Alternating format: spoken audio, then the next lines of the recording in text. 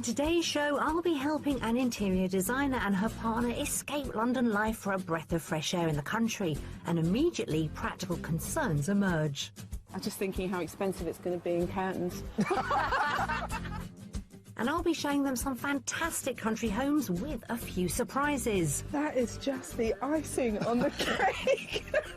And of course, there's the mystery house, but will any of the properties match their country dream? Today I'm in the Cotswolds, and in medieval times this fella's ancestors were well known throughout Europe for their heavy fleeces and high quality wool. With Cotswold wool commanding the very best prices, wealthy traders were able to invest in the local area, building beautiful houses and stunning churches, known as wool churches made from Cotswold limestone, another characteristic of this area, seen nearly as much as my four-legged friend here. The largest of the 40 areas of outstanding natural beauty in England and Wales, the Cotswolds lie across several counties. On the western outskirts sits the Cotswold Edge, a steep slope leading down to the Severn Valley. It's one of the most desirable places to live in the country, with property prices to match. From modest cottages to grand houses, it's the honey-coloured limestone that defines the local architecture. The discerning residents are well served by the plentiful selection of enticing shops and eateries spread across the attractive small towns and villages. It's also a hotspot on the tourist map, bringing in millions of visitors every year.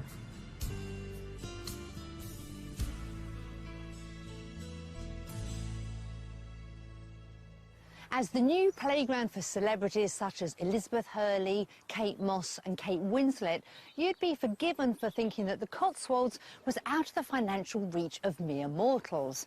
But although this is a very expensive part of the country, the good news is there's never been a better time to move here, with house prices dropping a whopping 19% since they peaked in the summer of 2007.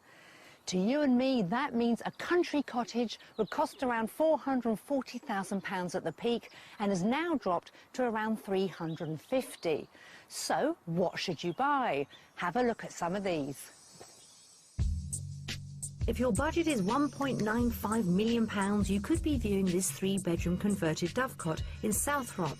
The stylish refurbishment has been sympathetic to the original building, retaining many of its appealing features. Alternatively, this typical Cotswold stone cottage in Temple Guyting is up for grabs at £550,000. The heart of the three-bedroom home is 18th century with all the features you might expect, and the modern extension provides extra space for family living.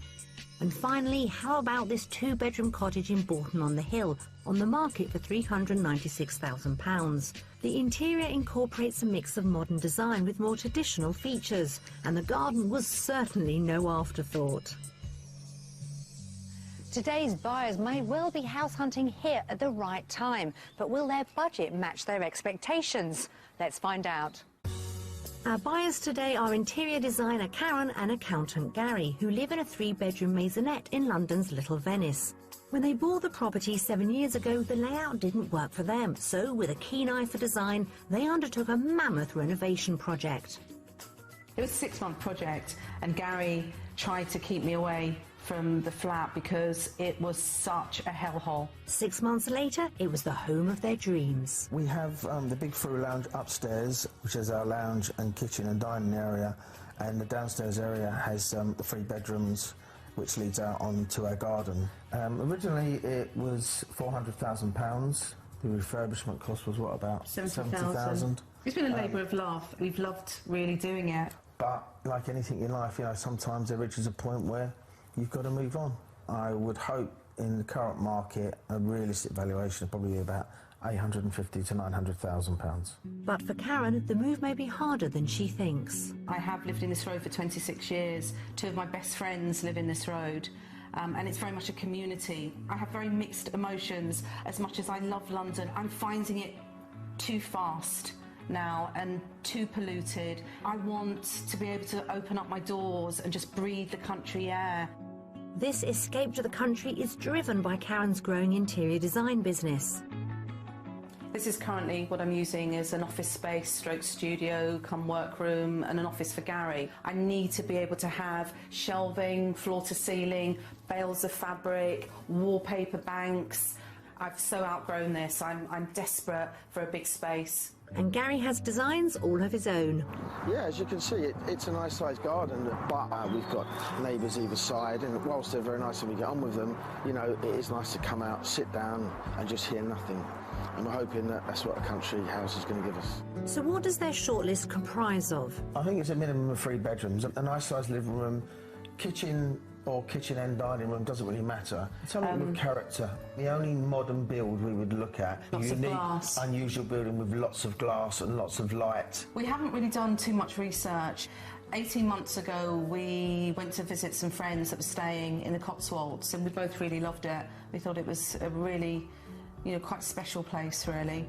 Karen and Gary have put their heart and soul into their maisonette. Now it's time to find out if it's paid off. I think this flat's in an enviable position. It's white stucco, it's right on Little Venice, it's a garden maisonette which everybody wants. I would value this property at £900,000. It's a very decent valuation. We're happy, very happy. Yeah, our budget for looking for this property is going to be in the range between £700,000 to £800,000.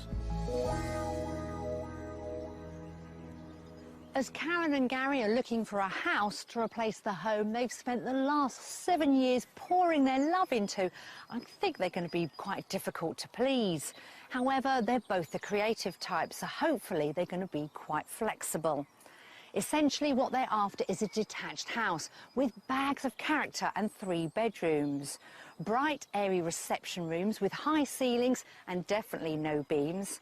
Enough space for their beautiful furniture and the knickknacks they've collected from around the world, and ideally an outbuilding which they can convert into an office, keeping work and play separate. Karen and Gary are flexible regarding location, so we're concentrating our search close to Stroud. Over the course of 2 days, I'll be taking them on a tour of some desirable homes, but as ever, I'll be leaving them in the dark as to the prices until after the viewings. Our final stop will be the Mystery House, which always aims to offer something a little bit unusual. Hi, Karen and Gary. Hi, Nikki. Pleased to meet you. Hi, Nikki. Welcome Nice to meet to you. the Cotswolds. Thank you. Thank you. So you're looking forward to it? Really excited, actually. much, Really yes. excited. Now, you don't want chocolate box, do you? And the Cotswolds is known for its chocolate box beauty. Then we need to find the other side of the Cotswolds. I'm sure there's lots of other beautiful houses that are not too chocolate box. And ideally, Karen, you want to use it as your office as well. It would be great to have either garages that I could potentially convert, or an outhouse, or a granny annex, anything like that that I could use as a studio. Now, Gary, I hear you're quite laid back. Are you going to be getting excited about these properties? Well, let's hope so. I'm not going to say I'm going to jump up and down and wave my arms in the air, but you will see some emotion, and if I like it, you'll know I like it. And who's going to make the final decision if you find your ideal dream property in the country? We both do. Oh, we Yeah. both will, yeah. I like to think I wear the pants, but in truth, It's a joint effort. it is. It It is, is. yeah, Yeah, it is. it has to be. That's good. Well, we've got some amazing properties for you to see over the next few days. And of course, we've got the mystery property. So lots to consider, all on a budget of £800,000? Yes. Correct. OK, so we're going to be working to that. So should we get started? Great. Let's get Good. started. Armed with a generous budget of £800,000, Karen and Gary are looking for a property with plenty of period character, although a typical Cotswold cottage is definitely not on their wish list. They would like a good-sized living room, a minimum of 3 bedrooms, and an outbuilding to house Karen's growing interior design business. So both of you, well, especially Karen, over 25 years living in the same road, surely making this move is going to be a huge wrench. It's going to be a very big wrench, and it's a decision that we've been mulling over for quite some time now. And the reality of it is that my business is growing and I need space. We're starting our property search in Chalford, a small village 4 miles from Stroud. This beautiful village is typical of the area, with many houses built in the warm honey tones of the local stone. The village lies beside the Thames and Severn Canal, which dates back to 1789 and played an important role in the local cloth trade. Today, the paths offer the perfect place for a relaxing stroll. So here is your first property. This is a house and a half. This is absolutely Very nice. beautiful. Very nice. Really? And I said I wasn't going to use that word, nice, as well. But That's it. That's the last time you're going to use the nice. first and last time I'm going to use the word nice. And are you a big fan of the sash windows, the original sash Love windows? the sash windows. I'm just thinking how expensive it's going to be in curtains. Practical, I like that. Yes, but you're the best See, person to do it. I'm normally the practical person. That's the first time she's been practical in years. So you're intrigued to have a look inside? Oh, can't Absolutely. wait. Let's go. Come on.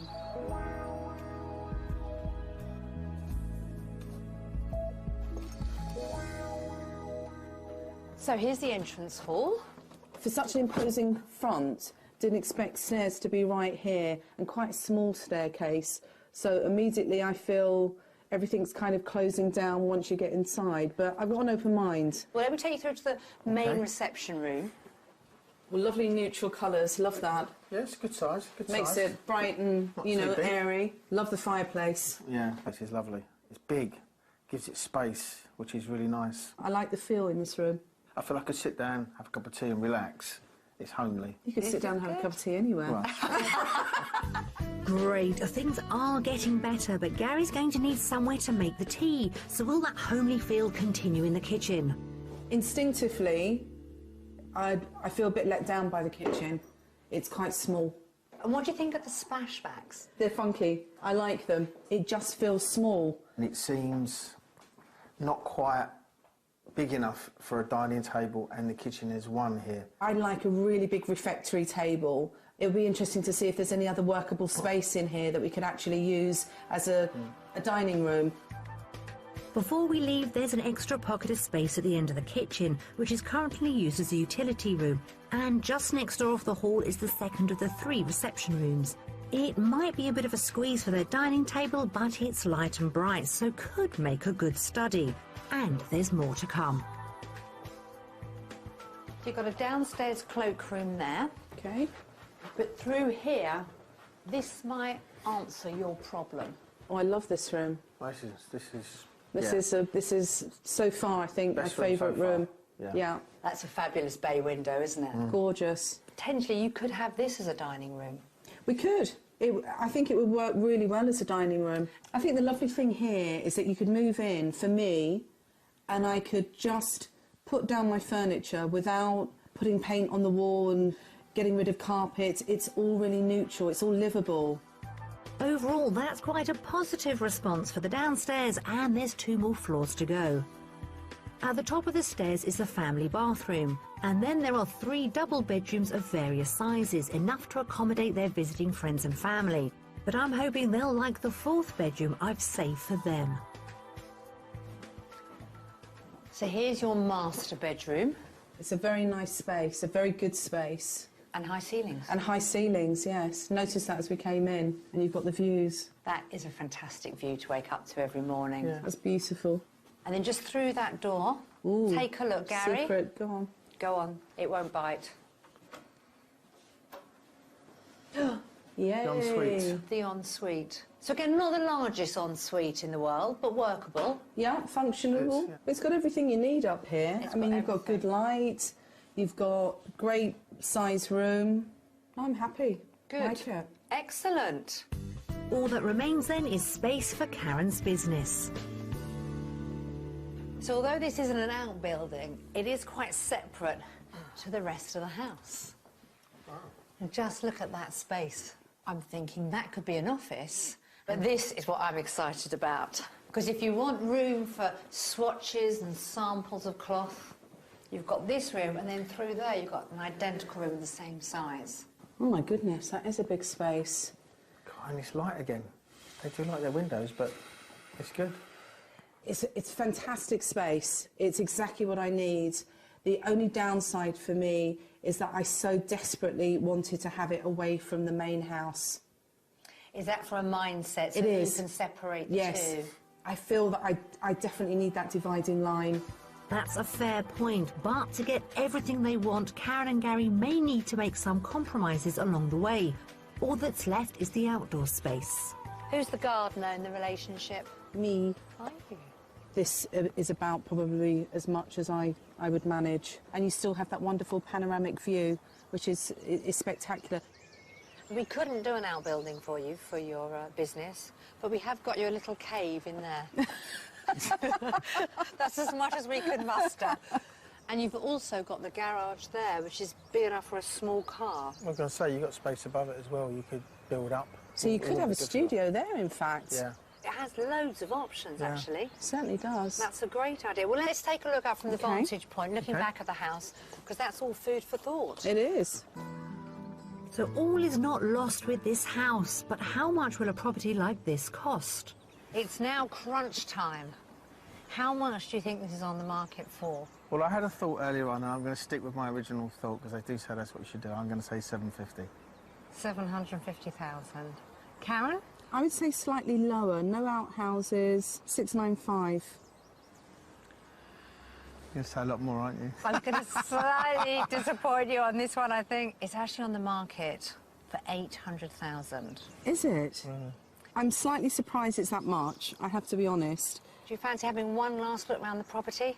That would be really good, actually, if we could just, on our own, just have a little mooch around. Have a good explore, and I'll catch up with you in a minute. Lovely, Okay. thank you, Thanks. thank you. Karen may be shocked by the £800,000 price tag, which is at the top of their budget, but this handsome property does have 3 reception rooms, 4 bedrooms, 3 attic rooms, and a garage that could be converted or extended to accommodate the business.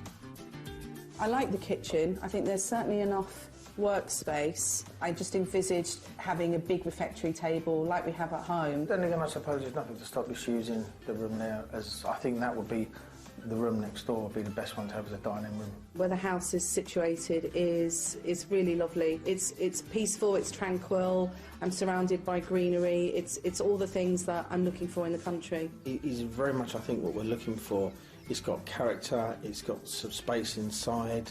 I suppose the only thing is for us, obviously, was a bit more space around the whole house would have been really nice, but then, you know, you can't always have everything in life. I love this room. This is probably one of my favourite rooms in the house. I love the way the light streams in and the views. The downside for me is you put everything in here that you need to use, you're going to crowd the room in and you're going to spoil the lovely feeling space that you've got now. Most definitely there are options within the house if we wanted to change a few things around. The rooms were a good size. I think it's very good first property. Yes, I think Nick is definitely on the right track. You've seen enough? We have. We had a really good look around and, yeah. Food for Happy. thought. Excellent. Well, there's plenty more beautiful properties to see in the Cotswolds, so let's keep going. Great. Sure.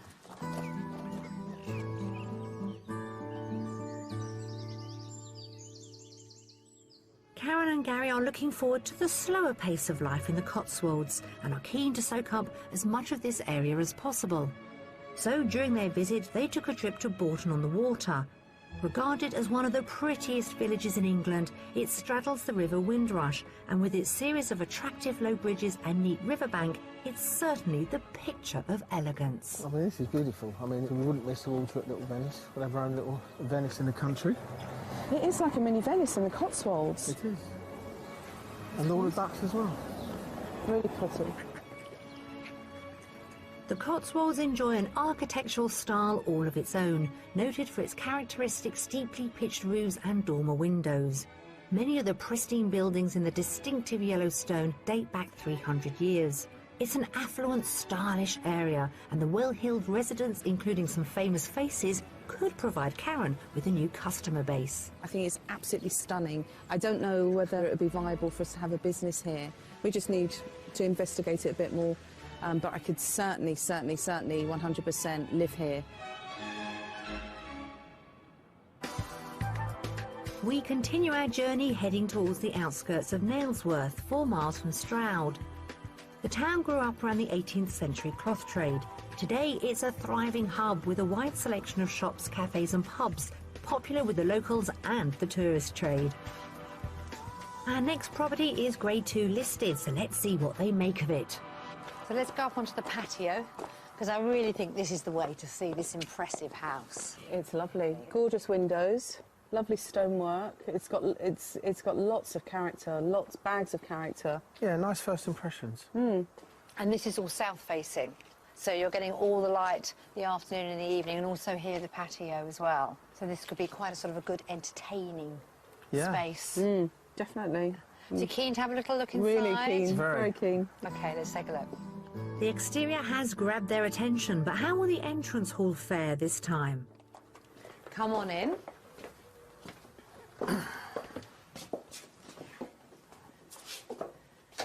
Now, I'm looking at your face, but I'm not sure if I'm reading it right. Karen, talk to me. Straight away, instinctively dark. I just would have expected a wider, bigger space here with more light. Gary? If I, at this stage, I think I'd say, well, let's have a look around and see what else it's got to offer. If you said to me right now, let's go and not look around the house, I'd be off. I've got my work cut But out I'm not. for me. I'm not. We're I'm not going going to to give up. No, I'm going to be positive. I really want to be positive, and I'd like to see the rest of the house. Stay with me, Karen, because this property does have lots to offer. So you want quite a large kitchen diner. Yes. Good space. Nice, through, open, entertaining, cooking. Lovely. Nice floor. You like Gorgeous. parquet floor? Yes, lovely. You've got the range there for your cooking. Lovely. Double butler sink. Size-wise and layout, it's lovely. And you've got nice big windows, which is good. This is better. This is much lighter. And I feel like I'm no longer in a basement. Right. That's a relief. At the back of the kitchen is a utility room and a cloakroom with the bonus of a shower. Next for us, though, is the sitting room. I love the room. I think it's again, it's a good size. It's an airy feel in here. You've got the oak floor. Yeah. Do you like a bit of natural I flooring? like a bit of natural flooring. That actually is a Georgian grate in the fireplace. I don't actually like the surround of that fireplace. Busy. It's too busy, but I love the inside of it. You like the grate? I do, just sort of for detail in the room. Let me take you through to the other reception room Okay. through here. Sort of currently being used as a den. Just seems a little bit strange to have this little room off of the main lounge. It's not really working for me. It's not one thing or another. One thing you could consider, obviously you'd need to get all the planning permission because it is Grade 2 listed, Yes. is actually take that wall down and then having all of this as a huge reception space. Then it'll be really impressive. And then you get all that light coming through. And the other two windows, that would be absolutely beautiful. So there are ways to improve this space. Back off the hall is access to a wine cellar, although I'm not sure it comes fully stocked. Upstairs there are 6 bedrooms over 2 floors. On the first floor there are 3 doubles, each with fabulous large windows, allowing plenty of natural light to flood in. So this is the largest of the 3 double bedrooms on this floor. Lovely proportions because it is Georgian. Lovely double aspect window. There isn't an ensuite in this bedroom. I know you really wanted one. That door through there, that's actually sort of cupboard space. You know I'm not jumping up and down, don't you? You're very good at letting me know straight away, Karen. It's body language. I can see it straight away. I think it's just so far the house doesn't flow for me. I can't imagine us, our things, our friends, our family in this house. I'm getting the idea they want a character property but with a more urban interior. I wonder what they'll make of the bathroom across the landing. Love the old-fashioned wall-top bath. Love it, freestanding. I mean, for me, it's the nicest room so far, which is a bit bizarre to say that of a bathroom, but... Yeah, I'd second that. I would say this would be my favourite room. Well, that's great news. I found a room that you really like. It is the bathroom. All we need is a telly on the wall and a fridge down there and we could live in it. That's it. Well, that would be one way of living, Gary, but there are 3 more bedrooms on the next floor. One of them is a double, and there are 2 singles, one of which has an ensuite. Finally on our tour is the outdoor space. So the property stands in about an acre, so this is all your land here. I mean, you do have views of the factory, but in the summer, those trees would probably cover that up. But the one thing you can't get away from is the main road down there. What's that, Nikki? The what? That road and the factory over here is just kind of clinched it for me, really. Doesn't quite work. OK, there's one more thing I want to show you, OK. which I think you're going to like. I now have my doubts, but I'm going to show you anyway. I love so you, follow Nikki. me. I love you. Karen seems to have made up her mind, but I still want to show them the space I had in mind for the business. Come on through. So as an office space, does this actually work for you? This, as the concept of what we said, is spot on. Standalone, it's fantastic. I think you've got this exactly right. The huge downside is that we are not in love with that house. I really thought this beautiful, well-proportioned house with its large windows would do the trick, but nevertheless, we need to talk price. So how much do you think a house like this is currently on the market for? I would say 749. 749. OK, Gary?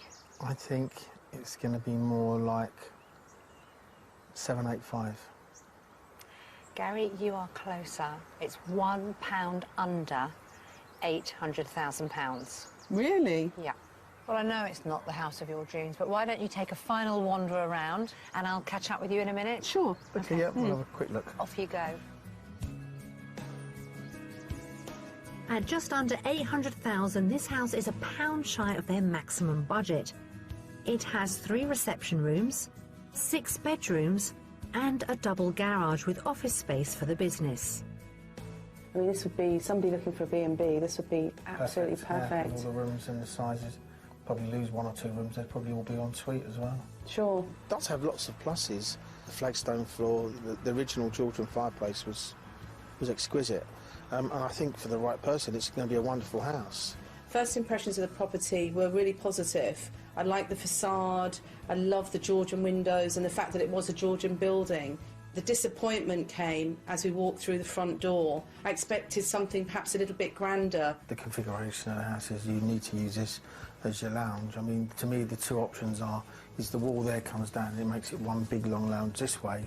The other option is that you knock the wall through from the kitchen into that other small lounge area. The outbuildings was very good, really. I mean, you've got the office space, which is a separate entrance, which is really good. The room that lit my fire was the bathroom. I would be quite happy sitting in there, glass of champagne, whiling away the hours.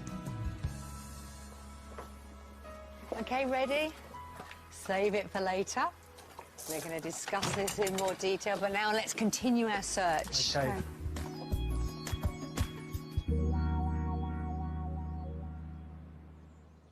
Visitors flock to the Cotswolds for its architecture and landscape, but surprisingly, Bourton-on-the-Water is also home to a perfumery that has created fragrances for the Queen. Owner John Stevens is hoping to appeal to our creative nature and is going to show us how to make our own scent. His aromatic garden is the place to get in touch with our sense of smell. Have a smell of this. Try to ignore what it looks like. Does that remind you of anything that's Peppery. close? I'd say curry smells that to me. You're right. Really? It's curry. I could smell the pepper. When you said pepper, I could smell peppery, definitely. I wouldn't But have now you got say curry. So how many fragrances do you think there is in this courtyard garden? Well, there's quite a few smells here, of course, depending on the time of year, but of course many more in the lab. We've got over 1,000 materials in the lab. 1,000? Cool, that's a lot of smells for us to Yeah, it consider, isn't it? Fancy making your own personal aftershave? Yeah, it would be quite interesting. Well, we'd love to have a go. OK? Great. Should we Okay. follow you? Yeah. Thank you.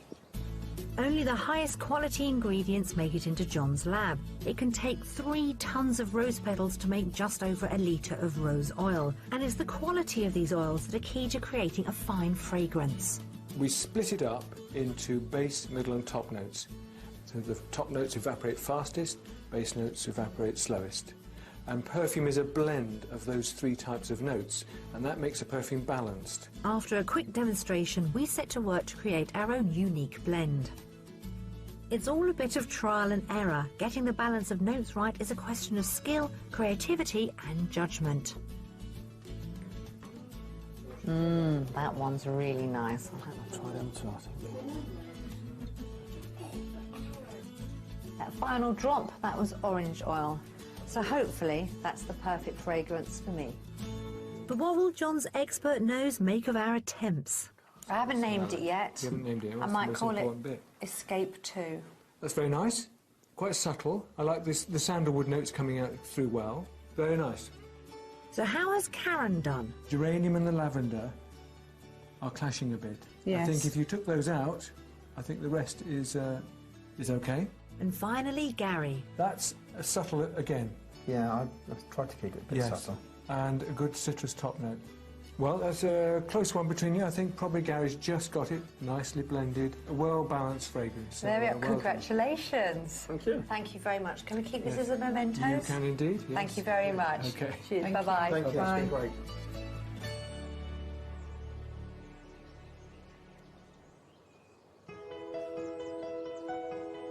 As the last of the afternoon sun dips away, Karen and Gary take stock of the property search so far. Chalford House that we saw, lovely, flowed nicely, light airy rooms. Obviously the negative side was not having... No outbuildings. Yeah. And I just don't think the space in the loft would have been sufficient for what we wanted. I think you definitely need an outbuilding. Just to be away from the house, Yeah. just to feel like you're actually going somewhere else to work. OK, what about the Nailsford house? The outbuilding was great. That was great to have the garage and the studio, yeah. thing sort of separate. That was perfect. That was ideal. But the house, I have to say, it just really didn't work for me from just walking in. It was nice having the eaves upstairs, and that bathroom was really nice. That was my favourite room in the whole house. So the ideal scenario would be to take the house from Charlesford and the outspace and put them together somewhere else. With a little bit of a space of land, a nice little bit of garden together with that. That'd be perfect.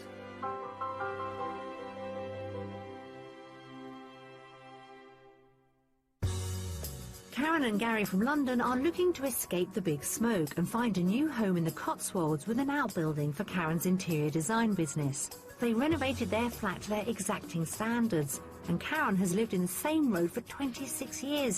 So there's a good reason why this search is proving to be a challenge. So far they've viewed 2 properties, but having not done much research before, they're beginning to realise just how expensive this area of the country is, and coming up. Looking around this garden, it's just breathtaking. We also find a space perfect for Gary. Makes you want to sit down, have a drink and watch the world go by. Yeah. It's a new day on our house hunt here in the Cotswolds, and I think it's fair to say that Gary and Karen have very exacting demands. Nevertheless, I'm going to be showing them 2 very different properties today, both oozing character, so hopefully one of them's going to hit the spot. Our first house this morning is in Selsley, 2 miles south of Stroud. The village lies in beautiful countryside where the pace of life is slow. Nearby Stroud would offer Karen and Gary a greater range of independent shops and cafes. The next house is approached via a long gravel drive. It's much more contemporary, so fingers crossed they're going to like it. So here's your property. What's your immediate reaction? It's just different. It's sort of a Cotswold stone with a contemporary twist. That's exactly what it is. I couldn't have put it better myself. I'm loving that wall. It really is very me. No, I like it. I'm intrigued to get inside, actually. Yeah? A new day has brought a fresh start, so let's hope this positivity continues inside. Come on in. I like this entrance. Yeah, it feels open, it feels light. I like the fact that you can see the garden. I like the floor. And it's a bit it's nice to have something a bit unexpected. You don't come in and expect to see the garden. Yes. So that's quite nice. Nice little features. I can't tell you how happy I am. I literally had my fingers crossed. We're on a winner so far. We're on a winner. On that note, we're going to keep moving forward into the kitchen, which is an impressive size, I think you'll agree. Oh, and look at that view. Wow. That is beautiful. Well, it's got everything you want. I mean, how could you not like this kitchen? And I've noticed behind us, sneaky look, Yes. somewhere for our big refectory table. So you've got plenty of space there. It's a nice practical island in the middle as well, not just for the sake of it being there. So you'd happily sit on these stools for breakfast? Oh, gosh, yes. Could you imagine that? Nice cup A few of tea in the morning. croissants, cup of tea. Yeah. I don't think I'd ever get up and go to work. That's it. I would just sit there for the whole day, just staring out at that view. It would just be absolutely fantastic. Jackpot, a kitchen they like. In addition, there's a utility room to hide away the white goods. And next, something a little bit unusual. So it's not often you can say, come through to the music room, but today come through to your music room. You've got like a 180-degree view of your gardens. It's like a conservatory. I mean, I'm presuming this is not the lounge. No. No, Okay. I've got another reception room to show you, but I think you're right, it is like a conservatory, although it's completely incorporated into the main body of the house. So you could have a dining table or something and have this actually as an entertaining space. I think it would work It looked fantastically wicked as a well. dining area, yeah. I really do like this space. I love all the glass. It really works for me. Great. Well, you want to know where the sitting room is. That's actually on another level. And I know you like your stairs, so follow me. To the left, there's a small study office. And in here, here's your sitting room. Our sofas and big pieces of furniture would work really well. I really like that fireplace. Working fireplace, that's local stone as well. I like that. It's really simple but very elegant. I'm just not sure. I don't know what it is. It's my immediate reaction is just that there's something to do just with that wall that's just sort of bothering me slightly. It almost feels that it's sort of coming down on you. Oppressive for you? A little bit, but it could be my claustrophobia. I'd probably need to go in and out a few times just to see if I feel the same. Moving swiftly on, it's time to start the tour of the 5 bedrooms in this house. So up here, you have the guest bedroom, and it's also an ensuite. Okay. It's just through there. And through here is the master bedroom. Got a little ensuite there, which works well. So this would be yours. My initial reaction is I think this ceiling's too low for me. Yeah. I quite like the shape of this section here. You've got some storage there, and I've got to mention the shutters. I mean, beautifully done all the way round. I like that sort of colonial feel up here. Well, the shutters are approved, but the ceiling is too low. Will the rest of the house be able to win Karen over? The quirky nature of this property means the remaining 3 bedrooms are on the lower ground floor. So we're now in the lower part of the house. You've got a family bathroom there, another bedroom. But what I was originally thinking was this part could actually be converted into your office stroke storage room. But having seen the negativity upstairs, Yes. you could actually convert this part into a master bedroom and put your guests upstairs. It'd be nice to have, you know, to go out from your bedroom into a little patio area. That could be a nice feature. So there are options, and it doesn't end there. Outside, the carport and garage could be converted for a large office and storage area for all Karen's materials. Round the corner, the walled garden has been beautifully landscaped. There's a manicured carpet of grass, a patio for alfresco dining, and a little water feature too. Looking around this garden, it's just breathtaking, and it's very rare that you see a garden of this standard. The garden is quite magnificent, and it is a stunning house, which leads me to ask you, how much is it currently on the market for? I'm going to take a flyer and say it's on at about 825. I'd say about 820.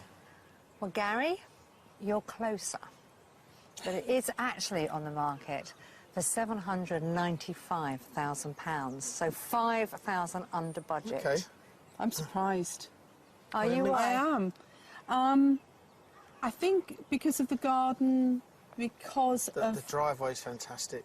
It's got lots of unique features. and the space. There's an awful lot of space outside. Well, with that in mind, do you want to go and have another look? And I'll catch up with you in a minute. Great. Thank you. This time, Karen and Gary overestimated the £795,000 price tag that accompanies this immaculate house. It has a large kitchen diner, 5 bedrooms, a carport and garage that could be converted into a business premises, and a beautifully maintained landscape garden. I keep coming in and out of this room, and that wall is still perturbing me slightly, the way it slopes down. It's just not doing it for me. The entrance is phenomenal. I mean, it's pretty impressive as you drive down with the old wall and the long drive. So first impressions are very, very good. When I walked into the house, I noticed the light just flooding in from all the windows. I was pleasantly surprised. I liked it. I think the kitchen's, well, and obviously the sort of conservatory stroke room. I'll make a great dining room. I absolutely love this space. Brings a garden inside almost. It does. I think this is by far my favourite space. There's a double garage and a space that next to the garage that hasn't actually been developed at the moment, and I could just see a really stunning glass-fronted studio with all my fabrics and wallpapers and paints, and yeah, I was very excited about that space. So have you seen enough of the house? We have, yeah. We've had a really good look round. Excellent. Well, I've got more to show you, so let's get back on the road. Great. Okay.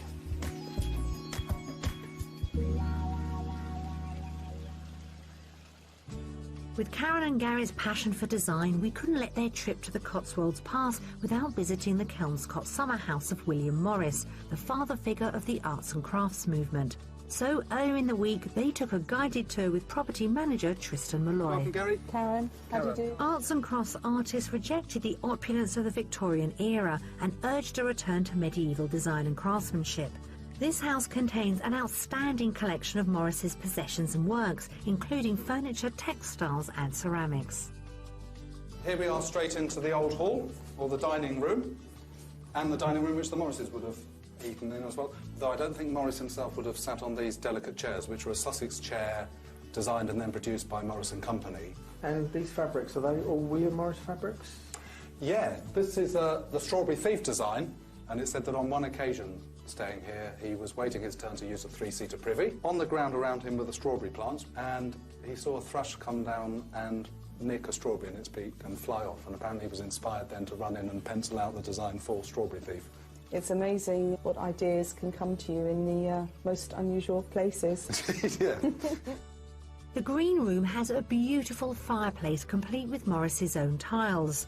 It also holds two of the printing blocks he used to produce the Kennet chintz design. The house is full of treasures close to Morris's heart, like the very bed in which he was born in 1834. We're now into William Morris's bedroom. Wow, what a tiny bed. Make for a very cosy evening. William himself loved it so much that he wrote a poem about it for the bed at Kelmscott. May, his daughter, in the early 1890s, took the text of the poem and embroidered that into the pelmet. And then the bedspread is Jane Morris's work. Does it appeal to you as an interior designer? There are aspects. I love all the tapestries, and for me, I can definitely see over the years that I've taken ideas from William Morris. Yeah. The attic rooms hold striking tapestries and simple furniture that add to this significant collection. This house was dear to William Morris's heart. I just hope we can find a house that will make Karen and Gary just as happy. I feel I've gotten pretty close, but so far none of the properties I've showed Karen and Gary have quite hit the mark. So I've decided to throw them a curveball. Yes, it's the mystery property. And knowing their fondness for quirks, I've decided to show them something with plenty of Cotswold character and unique features in abundance. So we're on our way to the mystery property. This is where I always get very excited. Dun, dun, dun. Dun, dun, dun. But So do what would we. you love to see? I'd love to see nice detached property in the middle of its own little bit of land, no one overlooking us. Olympic-sized swimming pool, George Clooney living on one side, Brad Pitt on the other. Fabulous. It's time to reveal our mystery house. It's in Kelmscott, a short drive from Kelmscott Manor. Unfortunately, though, I'm not aware of celebrity neighbours. It's a quiet, peaceful village where nature sits on the doorstep of the attractive housing stock. It couldn't feel more different to their central London location. Our mystery property is a converted schoolhouse that is packed to the rafters with quirky features that hopefully will appeal to Karen and Gary's sense of fun. I love that bell. That's a sound that takes me back. Well, here is your mystery property. What are your first impressions? Like the Cotswold stone, It doesn't look too big, but I've got a feeling it's going to be bigger inside than it looks on the outside. It's going to be one of those houses. yeah, first impressions, and not too bad. So you ready to go inside and have a look? Yeah, Yes, we are. definitely. Come on.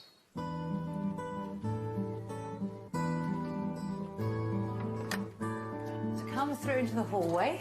Thank you. You can hang your coat up Ooh, there if thank you like. Yeah.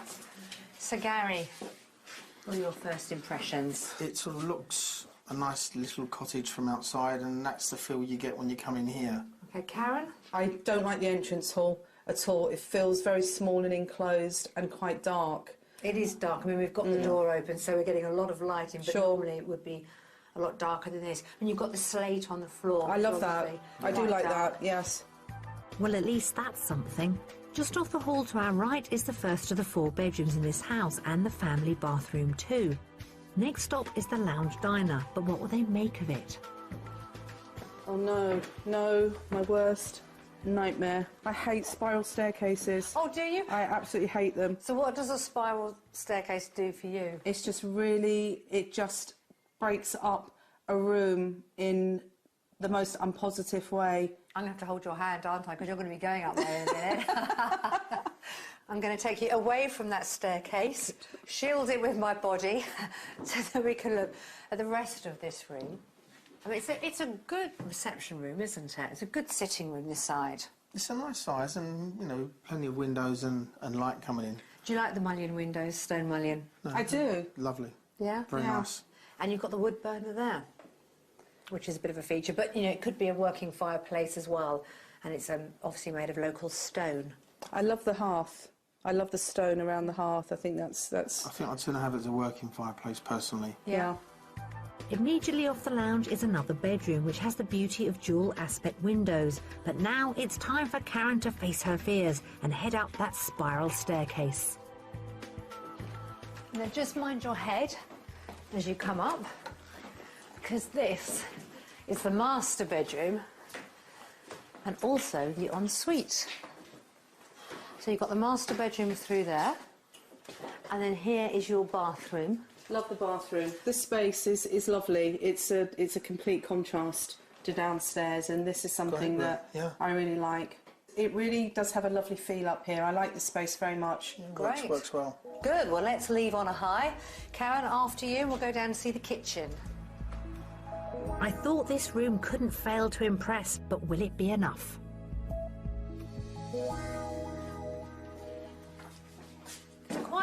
Quite a generous sized kitchen. No? No? Okay. It's a fair size. It is a fair size kitchen. Yeah. I'm not going to disagree with you In there. proportion to the house. Yes. Yes. Yeah. This kitchen just needs to be, in my opinion, just reconfigured to be better utilised as a kitchen.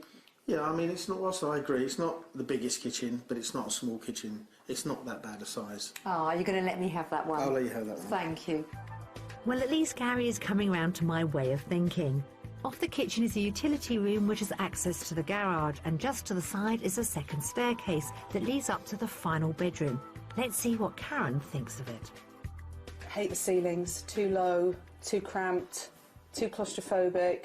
You could probably take this higher, actually, listening to it. You've got a little ensuite here, and I tell you what they have put in, which I think is fantastic, the marble radiators. So it's a quirky radiator. Quite a nice, it's quite a nice touch. But again, if you have family to come to stay, or friends, and you wanted to keep them separately... Hide them away. You could hide them in here, and just make sure they're not very tall. And then because we are in the country, and you have the most spectacular views, they might decide that they don't want to go for a walk. They might decide they just want to appreciate it practically where they are. And if they did that, they'd just have to go through this door. How is that for a view? I love this. Oh, God. It's lovely. No. Nikki, you surpassed yourself. I mean, it's the perfect area for entertaining, for drinks in the evening. No, there's always, I don't know what it is, there's something about a balcony or a terrace that just makes you want to sit down, have a drink and watch the world go by. Yeah. You've got the farmhouse there, you've got the cottages there, and you can actually watch the locals tending the vegetable patch there, because that's all allotments. It's great when you just turn a corner and you find something in a house that is so unexpected. Yeah. It's great. At last, the tide has turned. The view from up here is great, but it's time to take a closer look at the garden, as I have a surprise in store for them. Anybody for a sauna. No. Yeah. And it's even got a radio and CD player here. That is just the icing on the cake. Well, that's put a smile on your face. Oh, it has. So let's talk money now. How much do you think it's currently on the market for? I would probably say 680. I'll say 695. 695. Well, Gary, you're actually closer because this property is on the market for £750,000. Really? That's remarkable. It's an It's not- expensive part of the world. Sure. Yeah. But do you both want to go and have another look round the property and I'll join you on the way out? Okay. Okay, I'll see you in a minute. Karen and Gary substantially underestimated the value of this converted schoolhouse, which is on the market for £750,000. It has a kitchen breakfast room, 3 to 4 bedrooms with a large master ensuite, a roof terrace for soaking up the views, and a sauna. At £50,000 under budget, there's plenty of spare cash to move that spiral staircase and perhaps extend the kitchen. It's a nice sized room. There's lots of nice little features to it. But I know you can't live with a staircase. But I don't think I could, in truth. The setting is beautiful. I mean, really, really quite stunning. The landscape, the countryside, it's quiet, it's tranquil. It's everything you want for, living in the country. The whole cottage, in a way, is quite interesting, both in a positive and a negative way. The lounge area had some great features with the stone windows. I do agree with Karen. I think the spiral staircase, for me, it spoils what is a lovely room. It's such a lovely space and it's so interesting. I love the marble radiator, the floor, this bath is fantastic. It's a nice sized garden, nice space, reasonably private, and you've got the great outlook over in the fields. Oh, Lord, what do I say about the sauna? Wow, what more can anyone ask for? What are you up to? I found a working farm. You don't get many of these in the garden. So have you seen enough of the mystery property? Yeah. Yes. Well, you guys have got a lot to think about, so come on, it's time to head home and you can gather your thoughts. Okay. Let's get a drink.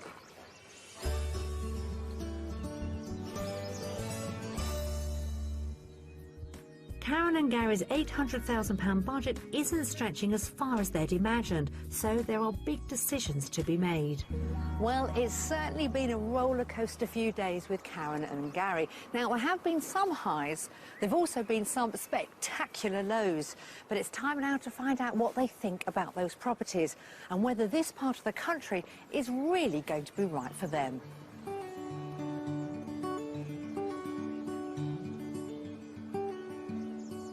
So, Karen and Gary, what an entertaining few days we've had.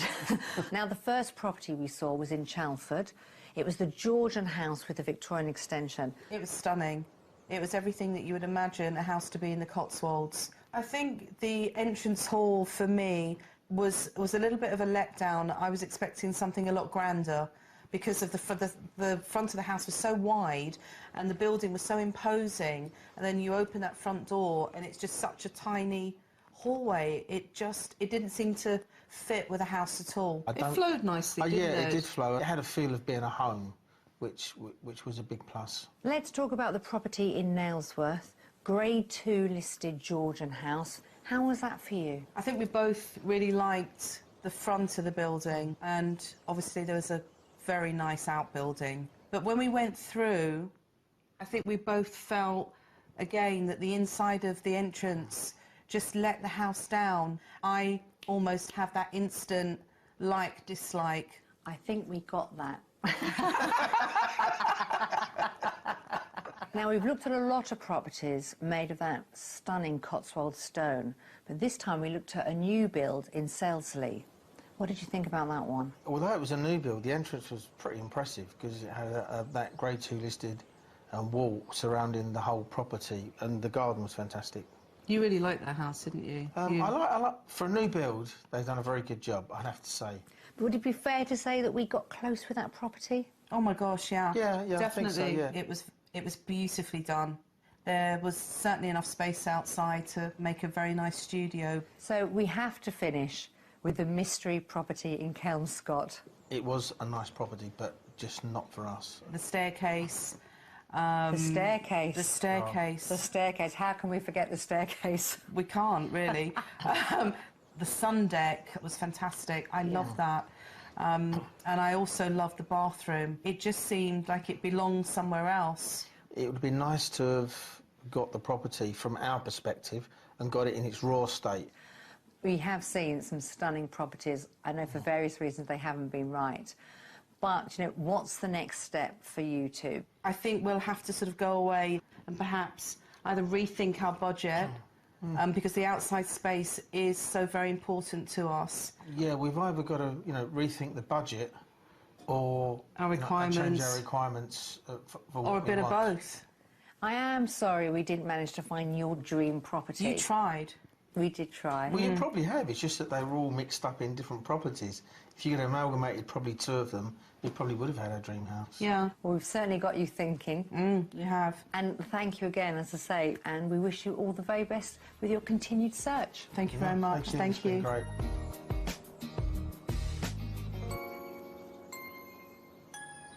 It's been an interesting journey and a real eye-opener with a few surprises along the way. Clearly, the Cotswolds is where Karen and Gary want to find their new home. It's also a smart move for Karen's business. Now, to find exactly what they're after, I think they may have to up their budget. But something tells me with their vision, they'll eventually find that dream home. And the latest from Karen and Gary is that they have decided to stay put in London and rent a studio space for Karen's business until they decide their next step. If you would like to escape to the country and would like our help, please apply online at bbc.co.uk/be-on-a-show.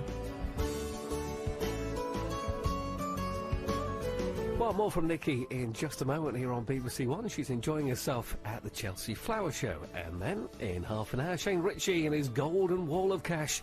It could be yours in the game week. To get as far away from it all as possible. Looks fantastic. This is more like it. More like it, more rural? Much more like it. We deliver the new and the desired. Wow. I guarantee this is not what you were probably expecting. I've always wanted a big bathroom, and maybe it's my time. Now, if you are looking for a good time in the countryside, I have just the perfect spot for you. Herefordshire, which, amongst many other things, is famous for turning these into this. In fact, one local cider producer makes 120 million pints of the stuff every year. That's 622 pints for everybody who lives in this beautiful county, and it is a beautiful place. But of course, I would say that, wouldn't I? Because I am also one of the lucky few who call this place home. The average price of a detached home in Herefordshire is about £20,000 less than you'll pay across the rest of England. Pretty good value, I'd say, and I've put my money where my mouth is. But of course, I'm not the only one. It's a lovely place to live if you like the open countryside. You've got the River Wye on the doorstep, as well as lots of nature trails and trusts. It's definitely the place to come and check out. Much of the river winds its way along the border between England and Wales, and there's much adventure to be had in its waters. As well as its natural beauty, the county is known for standout architecture, such as the black and white timbered buildings in the market town of Ledbury. Foodies are drawn here to sample fantastic local food and drink, plus producers who want in on the fertile action. We came to Herefordshire because if you're going to start a cider business, owning an orchard in Herefordshire is like owning a vineyard in, I don't know, Bordeaux or Napa Valley. It's just been the support of everyone that's helped us grow. And that's just been wonderful. So it seems there's something for everyone in my home county, whether you're just visiting or looking to settle. If someone was thinking about moving to Herefordshire, I would say go for it. We have the best of both worlds here.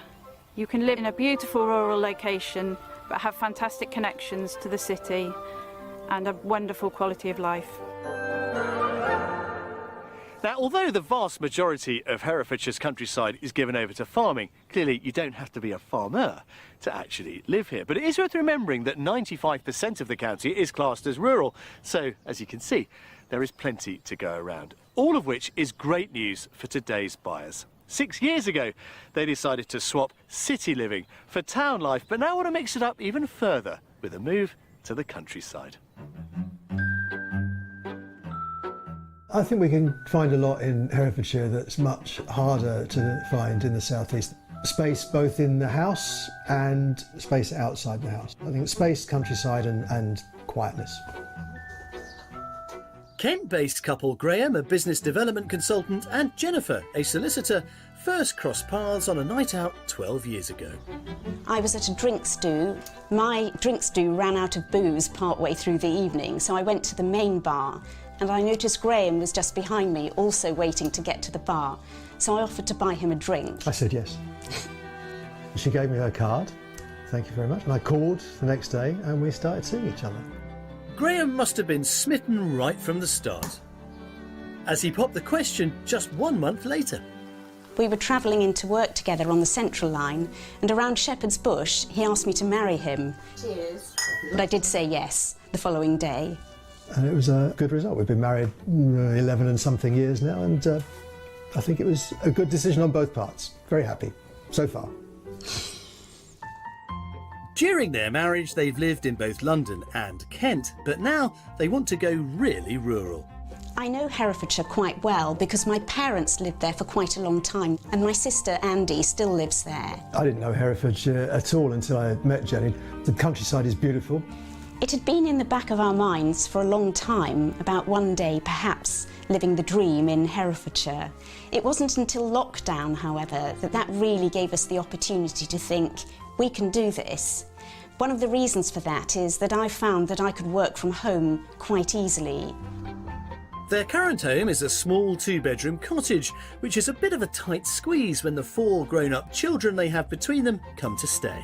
One of the key things we're looking for is space, inside and outside, for friends, for family, for all the things we'd like to do.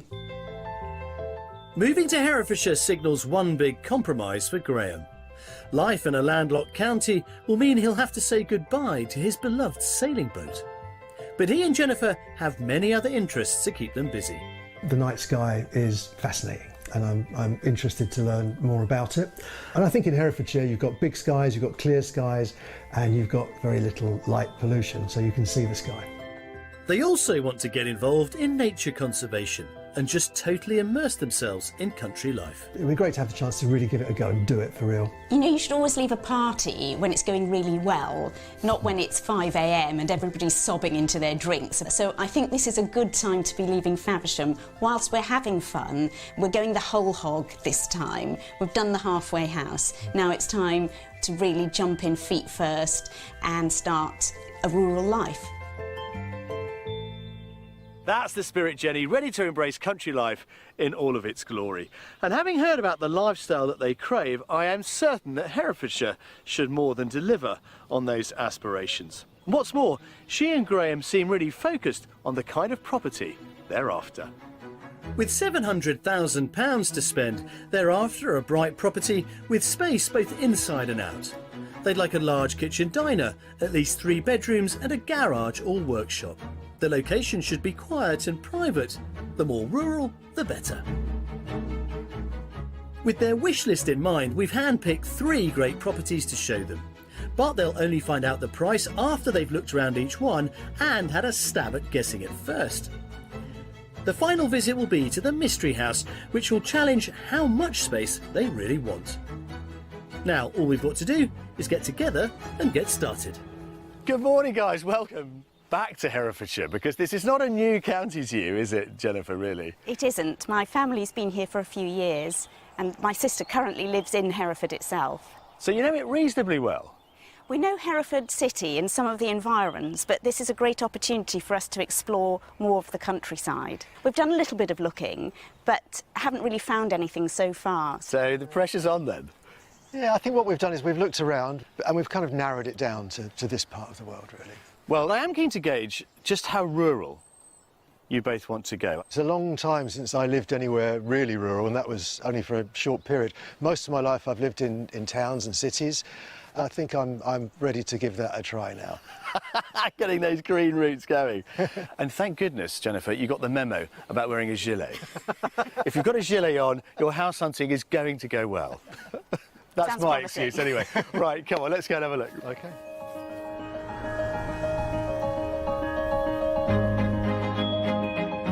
As we launch into our Herefordshire house hunt, we're headed to the Wye Valley and the rural village of Peterstowe.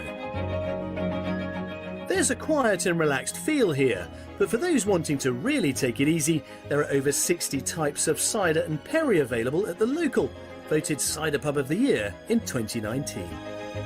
Just a mile away on the outskirts of Peterstow and approached by a gravel driveway is the sprawling barn that we've come to see. Well, our first property of the week. What do you think of this then? Well, this is unexpected. Nice little barn conversion, not uncommon in this part of the world, but this lovely ironstone gives it away as very kind of Herofordian. The whole lot converted about 2004. Where are you on barn conversions? For me, it's a maybe. Some of them look really great, others I'm less sure about, so I'll be really interested to see how this one works inside. So what would worry you about a barn conversion? I think it's the idea of it perhaps being long and thin, but also, more importantly, that it may feel like living in a barn. I don't know how to answer that one, really. It's a very pretty exterior. Pretty, isn't it? It's very pretty. I think you'll find this cosy. I think they've done it really nicely. But let's see if I'm right. Come on, have a look inside.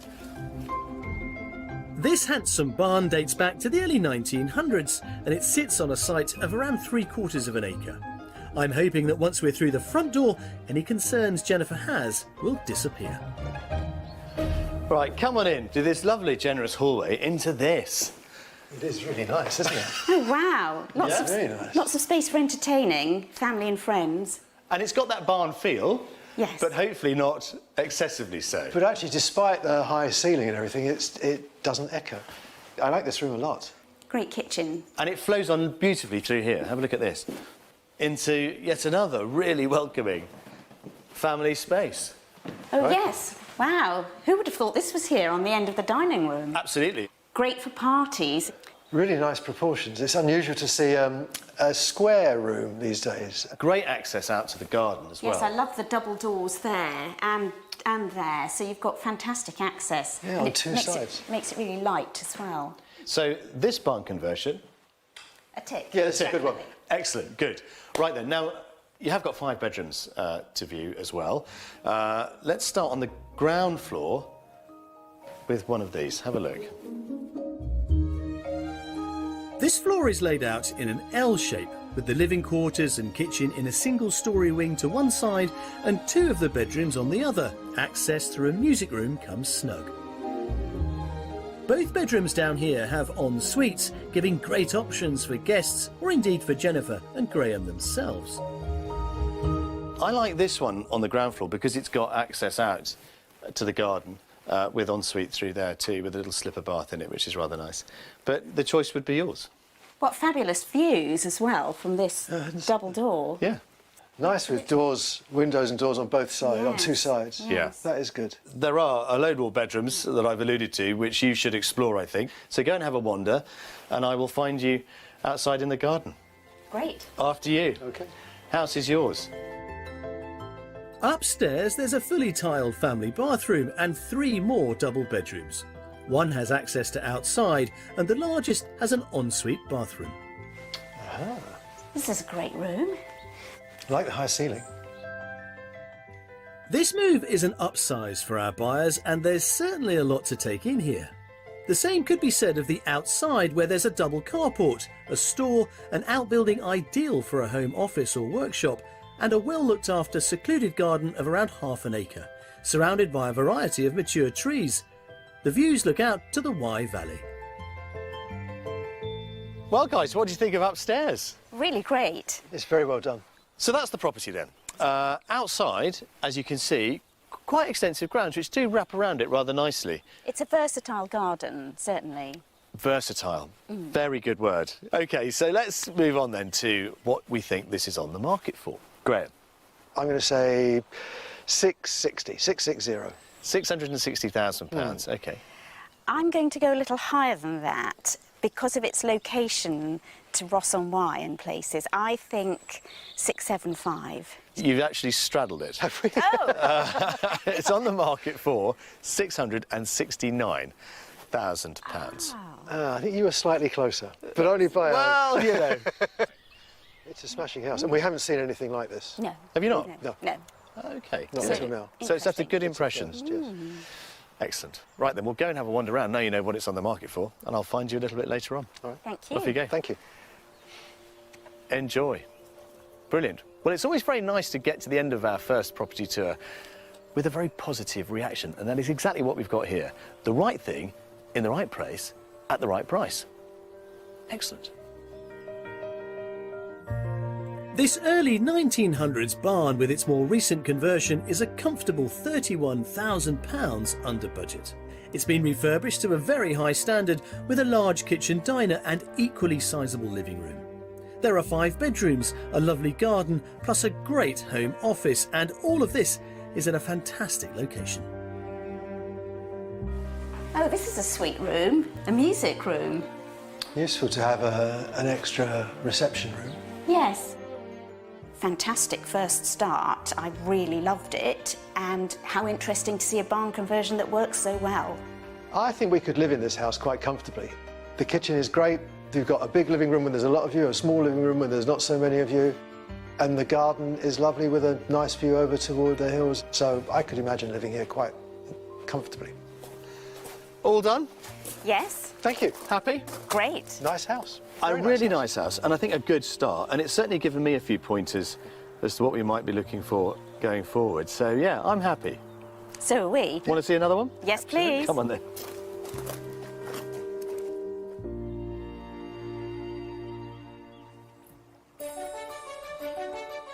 Herofordshire's countryside is buzzing with wildlife, and when they move here, Jennifer and Graham would love to get involved with helping to protect it.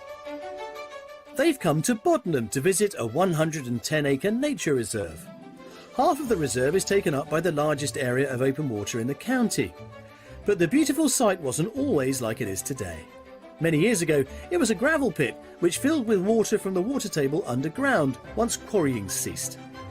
Sophie Cowling is the Senior Project Officer of the award-winning restoration work. Welcome to the beautiful Boddenham Lake Nature Reserve.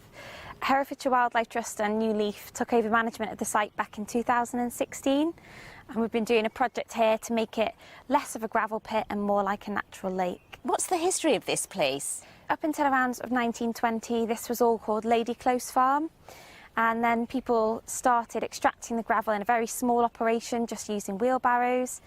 And the gravel pits got bigger and bigger then, using large-scale machinery and barges to transport the gravel around. And eventually the gravel pits were connected to form Boddenham Lake as you see it today. And we've been using diggers to make the edges of the lake nice and shallow and to grow a reed bed. They've moved over 40,000 tonnes of soil. And we've also made these islands here, which we made from an old road, which are perfect for birds to nest on. Yeah, things like oystergator have nested already. So what exactly is the reed beds and why is that so important? A lot of the wildlife that relies on reed bed is really struggling. So nationally we've lost a lot of our reed bed. It's with intensification of agriculture. So we want to put reed bed back into the landscape to boost this very small populations of reed bed wildlife that we still have. Things like grass snakes to lots of different bird species nest there, warblers, bearded tits, otters. Half of the lake is open to the public, but the other half is a nature refuge where wildlife can live undisturbed. 160 species of birds have already been recorded. How many people do you have working here? We've got over 100 volunteers that help here at Boddenham Lake. So is getting involved in this project something you might be interested in? Because we're always looking for new volunteers. Absolutely. And there's no time like the present. Joan is a volunteer who's got a big task on her hands. This is our reed bed. We only planted them last year. As you can see, they've now grown quite tall, but we've got problems with willows that are beginning to take over. So now they're small.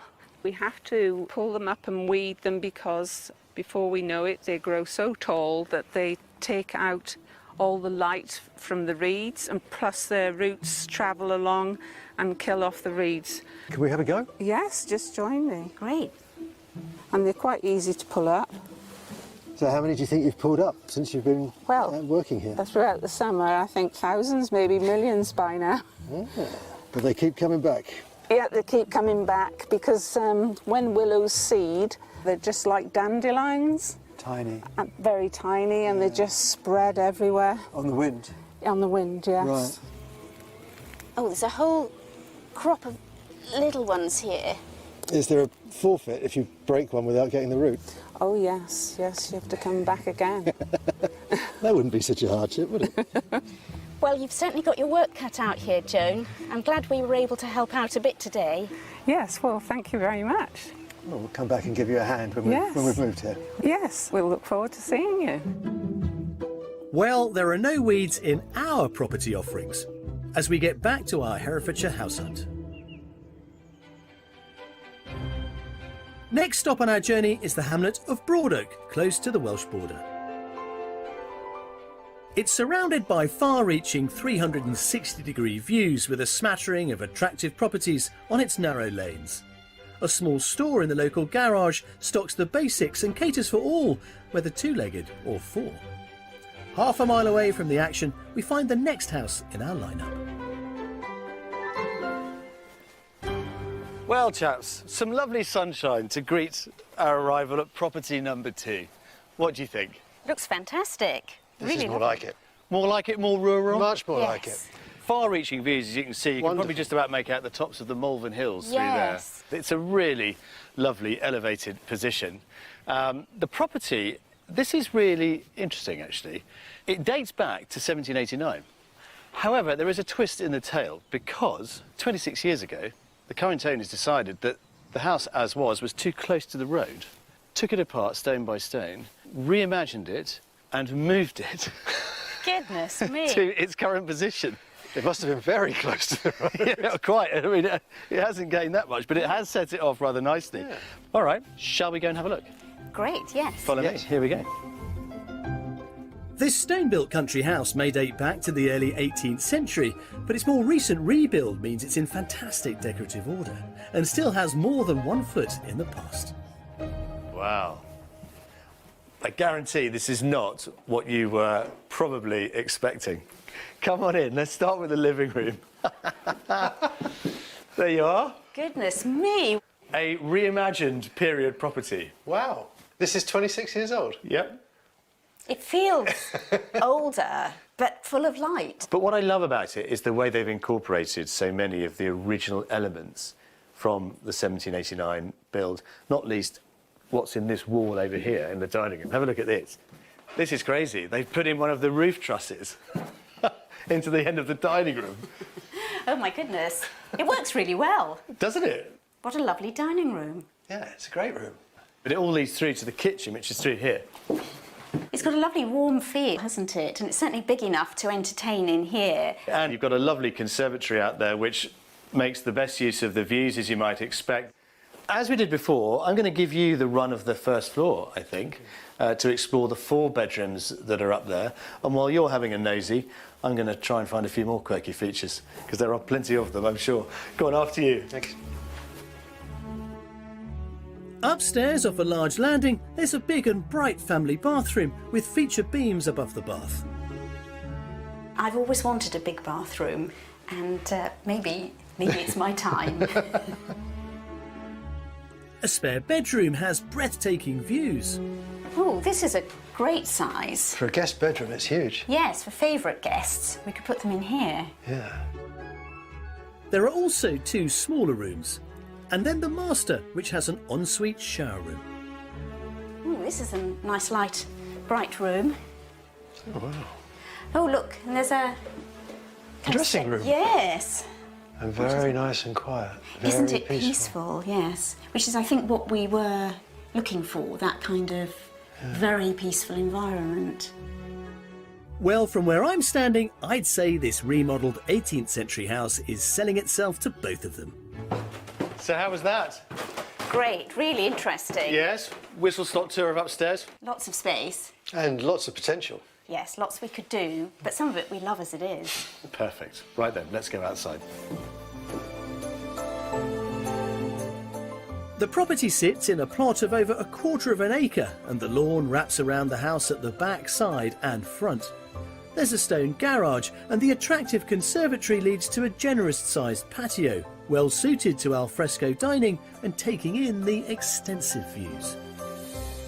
In fairness, probably not quite as much space as you had with property 1. However, the bonus is that you get all of that to look at which is just stunning. It is a view, but it isn't very big. But it does give you the option to stargaze. Yeah, I think this would do very well. There's not going to be much in the way of light pollution. We've got a lovely big horizon for 180 degrees, Yeah. and you know, unless we go and live on the top of a mountain, it's going to be hard to do better than that. Yeah. Good. Right then, well, let's now consider what this might be on the market for. Jennifer. I'm developing a bit of a theme here. I'm going to say 675. £675,000. I think this is at the top of our price range, so I would say 690,000. OK. I know there are a couple of compromises you would probably have to make here, not least the size of the garden, albeit with gorgeous views. So if this were on the market for an asking price of £650,000, maybe that might take the edge off a bit. That certainly makes a difference. I think it's got lots of potential. There's lots we could do. It would be nice to have some budget. It's actually a really nice house. Yes, Right then. we really like it. Good. It's yours for as long as you need. It's the end of the day. Take your time. Thank I'll you. come and find you later on. Thanks very much. Off you go.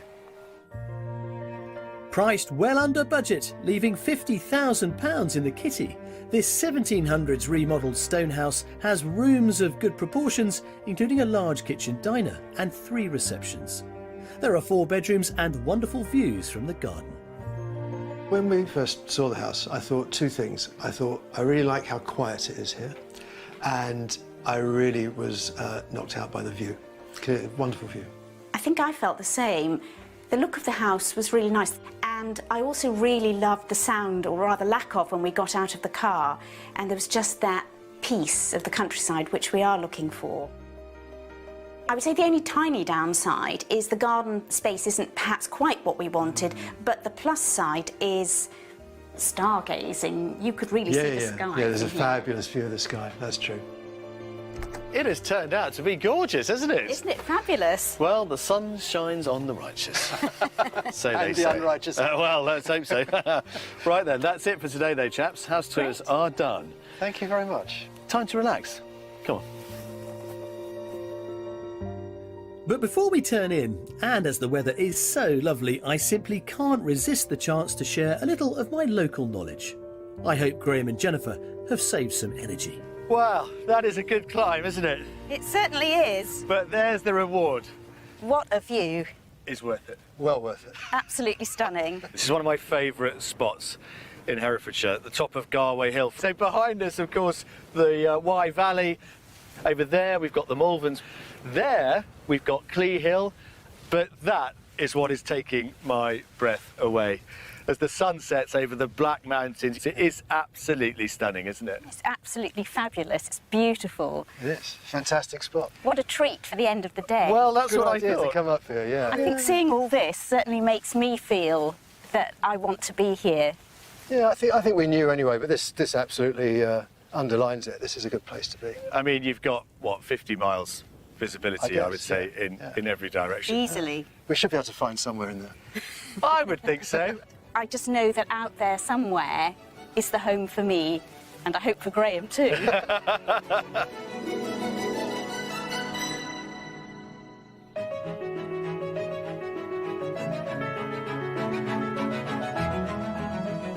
We're in Herefordshire on the second leg of our hunt for a home in the countryside to suit Jennifer and Graham from Faversham in Kent. Still to come, we've got a huge surprise in store with our mystery house. Oh. And I get to tuck into a crunchy taste of the county. Oh, wow. That's amazing.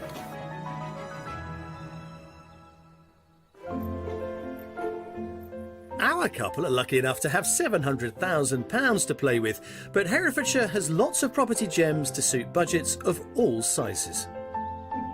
This red brick detached house has 2 bedrooms, sits up high in the hamlet of Portway and delivers great views.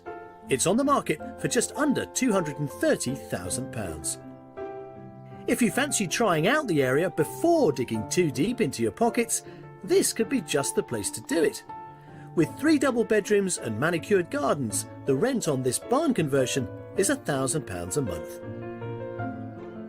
Or for a mini break, you could hide away in this quirky 1-bedroom cottage with its cosy interior and a working 1900s clock in the tower above the bed.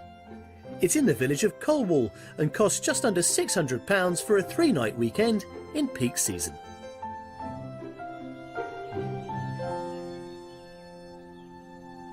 Well, we have one more day of house hunting to go and one more property to see. Now, I think you'll agree that Herefordshire is not short on beautiful landscapes or indeed beautiful spots within it. However, there is one corner of this county that I've not yet visited, with Graham and Jennifer in tow. However, it is one of my favourite haunts, and it also happens to be where our mystery house is.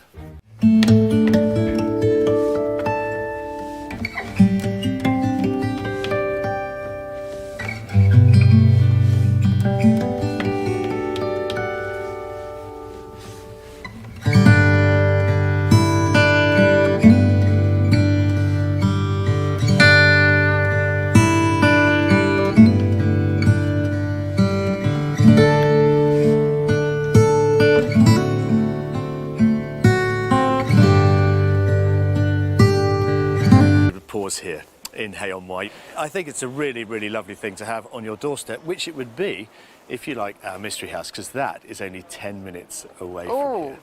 Yeah, that's exciting. It is really exciting. And the last time we stayed in Hay, it was during the festival, and we spent a couple of nights in a teepee, actually, which was... Go well?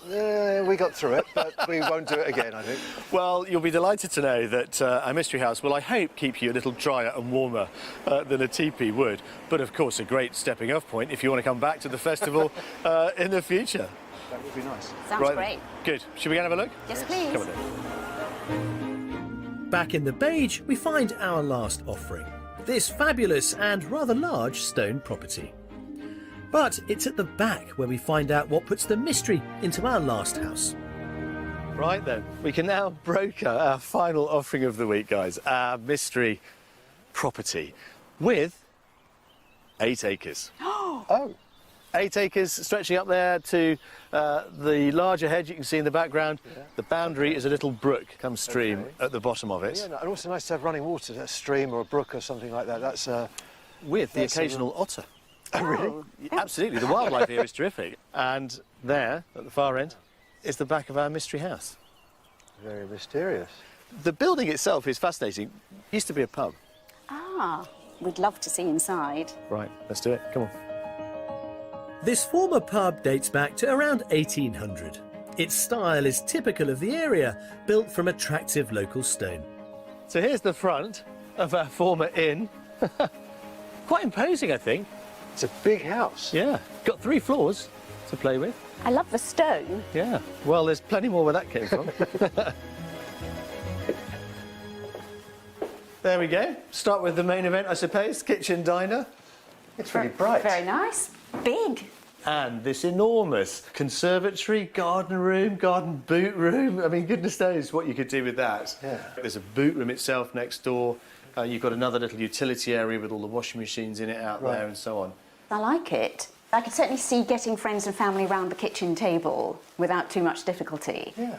Excellent. Right, let's have a look at some more. Come to here. So, no longer full of carousing locals. Our former pub has a much calmer feel now, but I think what they've done here, opening this up, is really lovely. You've got the burner there, of course, dining area, and then very cosy living space here. That works really quite well, doesn't it? It's lovely and light as well, with the 3 big windows. There are another 2 stories above us here, yes, I see. which do take a bit of exploring, so that's your cue. Great. There's the stairs. Let's go and have a look. Off you go. Let's go. After you. Along with the open plan reception rooms on the ground floor, there's also a cosy snug and a home office. Then on the first floor, there's both a family bathroom and a shower room to serve 3 bedrooms, a single and 2 doubles. It'd be lovely to wake up in the morning to that view, wouldn't it? Wouldn't be so bad, would it? Yes. I think the thick walls make it quiet, give it a nice, peaceful feeling. I think a house like this would really lend itself to Christmas and family. Well, it's a pub. Yeah. Where else to celebrate Christmas? Stairs lead to the second floor and one of 2 further bedrooms up in the eaves of the house. Overspill accommodation here. And although it's walk through from that double room into this one, I think if you're all family... I'm thinking of the grandchildren. This is the room, parents and grandchildren. We haven't got any yet. I know, but, you know, In the future. we've got to be realistic. Yes. It's always good to plan ahead, and with a house this size, there are tons of options. Outside, along with the acres and acres of land, there's woodland, a collection of barns, outbuildings and stables. And the property is surrounded by pretty terraced gardens. Wow. How was that then, exploring the 2 floors? Really interesting. Yeah, it's a really nice big house. Well, we've talked really about the land when we arrived, so I think pretty much you've got an idea of what the whole package represents. We just need to deal with the issue of what it might cost you. I'll say 700. I think it's at the top of our, absolutely at the top. It is a really nice house. All in at £700,000, says your husband, Jennifer. I'm going to be really brave and say 690. So this is on the market for £645,000. With the 8 acres. And if you don't want all of those 8 acres, the family selling it are farmers here. They will gladly relieve you of what you don't want. That will, of course, be reflected in the final asking price, subject to negotiation. I think we would want the land, so that's a very, very good price. Good. Well, look, have a wander around. There's plenty more that you haven't seen. The outbuildings, of course, and, you know, some of the other little nooks and crannies in the building. Yes. And I'll come and find you a little bit later on. But I'm really pleased you've enjoyed seeing it. Off you go. A former 19th century inn, our mystery house has got a lot going for it, and yet is a surprising £55,000 below budget. There's a great farmhouse kitchen diner, numerous reception rooms, 5 bedrooms, and outside delivers 8 acres to play with, including an assortment of outbuildings. Very good. I would keep a lot of firewood in here. Vehicles, machinery, a small boat. We have really loved the mystery house. It was such a surprise, and the fact that it's got all this land is very exciting. I think it's probably the closest thing to what I kind of imagined we would, if we were lucky, find. Of course, there's one thing, which is the road. But the house, when you're inside it, is quiet and peaceful, so the road is not a deal breaker, I don't think. Well, Jennifer Graham, that's it. Our house tours are now complete. It whizzes by, doesn't it? It certainly does. Great couple of days. Excellent. And hopefully ended on a high. Yes. It very much has. Good. Right, come on then. Let's go make sense of it all.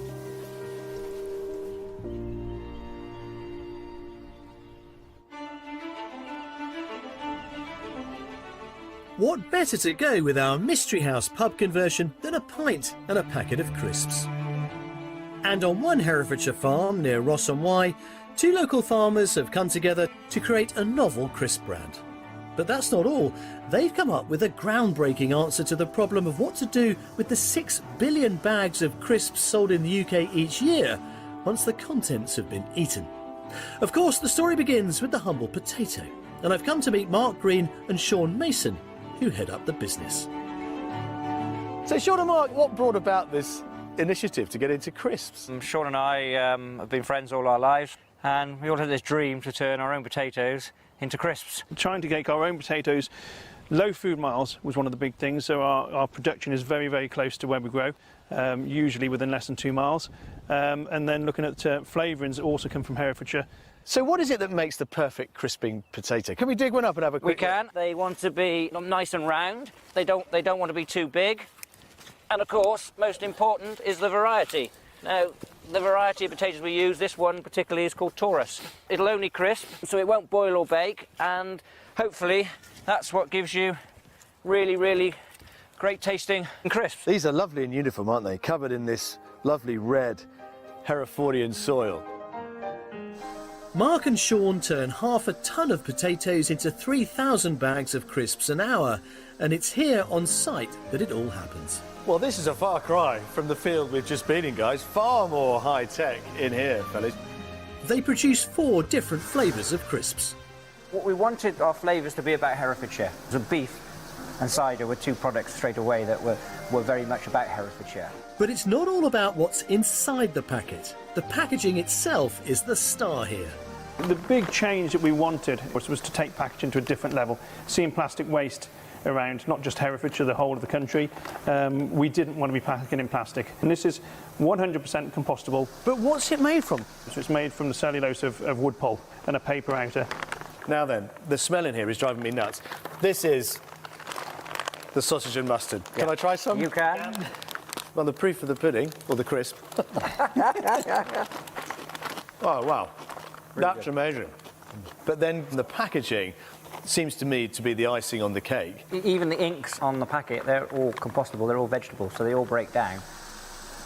Mark and Sean have taken their remarkable efforts running a sustainable brand one step further. We're already on the farm running an anaerobic digester, and it's running all the energy in the factory here today. So it was great to be able to say that any waste packaging that we got, we take down to the anaerobic digester and it gets composted with all the other materials and then goes into the digester and makes energy. To say I'm impressed is an understatement. I want to see this beast for myself, and I'm pretty pleased I can ditch the hairnet too. Well, it certainly smells like a compost heap, lads. Well, basically, it's a giant cow.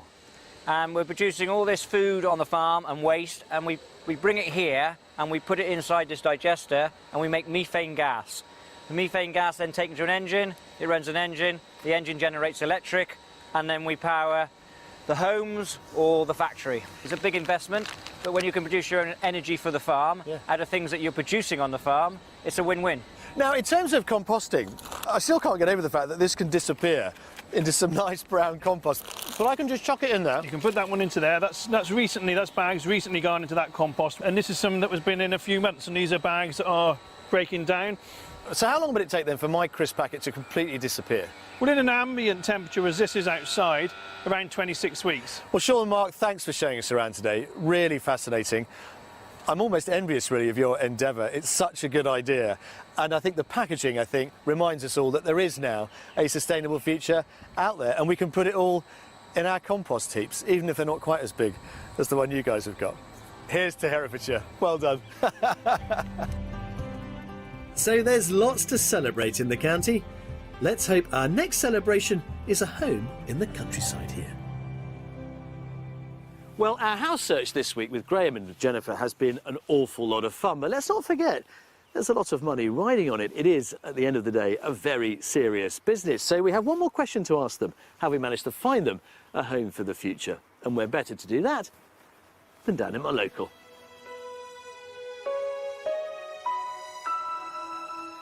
Well, Graham and Jennifer, how are you after this hectic few days of running around Herefordshire? Well, it's been great fun. So we've given you 3 very interesting houses to consider. Have we helped you also perhaps refine the wish list, shall we say, that you first started out with? Yeah, I think so. For me, one of the things that I had on the wish list was the idea of a big view. Third house really didn't have a view. It was more part of a view. But I like that house better than the other 2, much better than the other 2. The mystery house offered a real project. There was so much to get your teeth into there with the land, the gardens, the outbuildings, the house itself. And I think Graham likes nothing better than a good project. We're going to give it some really serious thought. Well, guys, it's been an awful lot of fun. Do give the mystery house due consideration, but either way, I'm fairly confident that sometime soon we may be back in this pub garden celebrating the fact that you have moved here, hopefully to our mystery house, but who knows, to whatever it is. We wish you all the very best of luck. Thank you. It's been really great fun. We've loved it. Yeah, thank you very much. It's been a great couple of days. Cheers. Cheers. Yeah. Here's to meeting again. Drink to that. Well, I think it's safe to say that Graham and Jennifer aren't the only buyers in recent years to have fallen in love with this gorgeous county. My own love affair with Herefordshire began over a decade ago, and I can assure you it's as real now as it was then. Its landscape, its history and its rich property market very rarely fail to deliver, and frankly, it has not let us down this week either. As for our buyers, well, they may go for our mystery house, but I think one thing is for sure. When eventually they do move, it'll be to the glittering hills and valleys of the Golden Valley. I'll see you next time. If you would like to escape to the country in Wales, England, Scotland or Northern Ireland and need our help, you can apply online at bbc.co.uk/take part. So, step inside. Wow. He has very clear ideas. Sort of minimalist and open space is what I quite like. We're learning a lot about you on this. She's a little more laid back. Quite easily pleased, really. Right. And on that note, she says, not saying too much, follow me.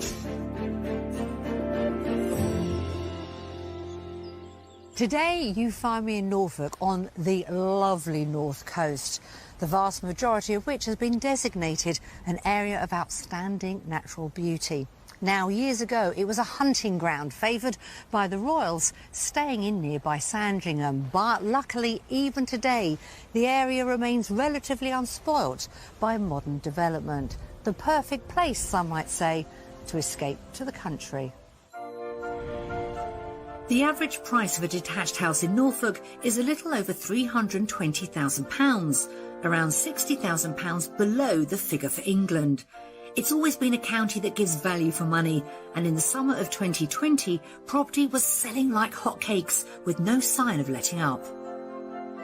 June broke every single record we have as a company.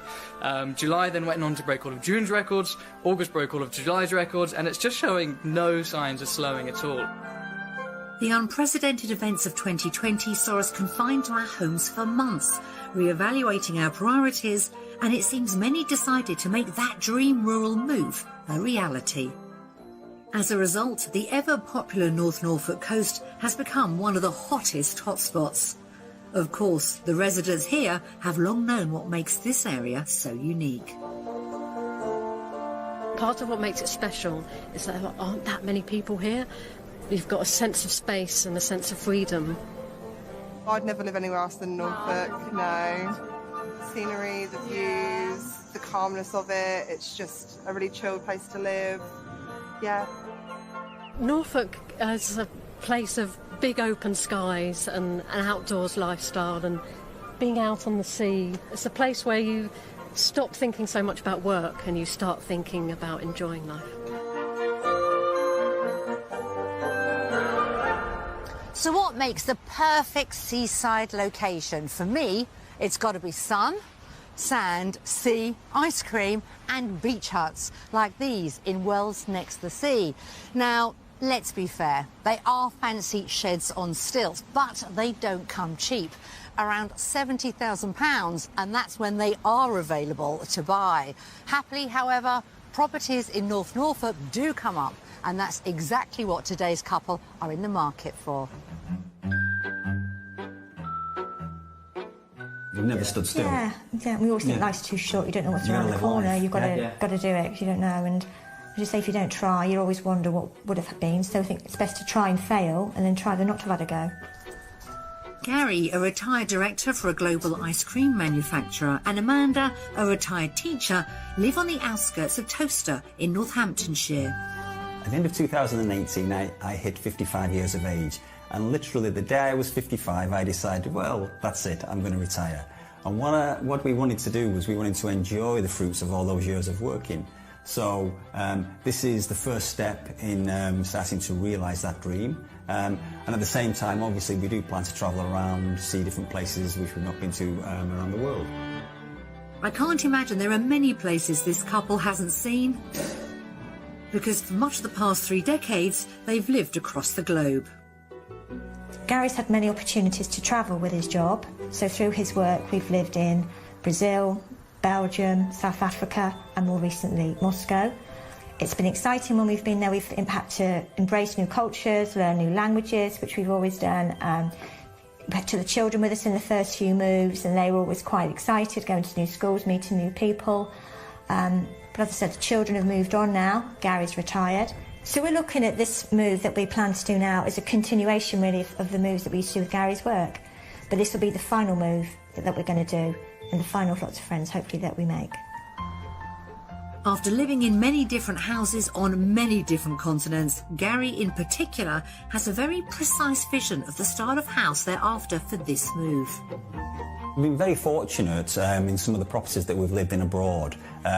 When we were in Brazil, when we were in South Africa, we lived in these huge open plan houses which had all of the living space all together. When we were in Umhlanga in South Africa, we used to look over the Indian Ocean. So literally we could have our breakfast and watch dolphins swimming past in the morning and then watch them coming back again the opposite direction in the evening.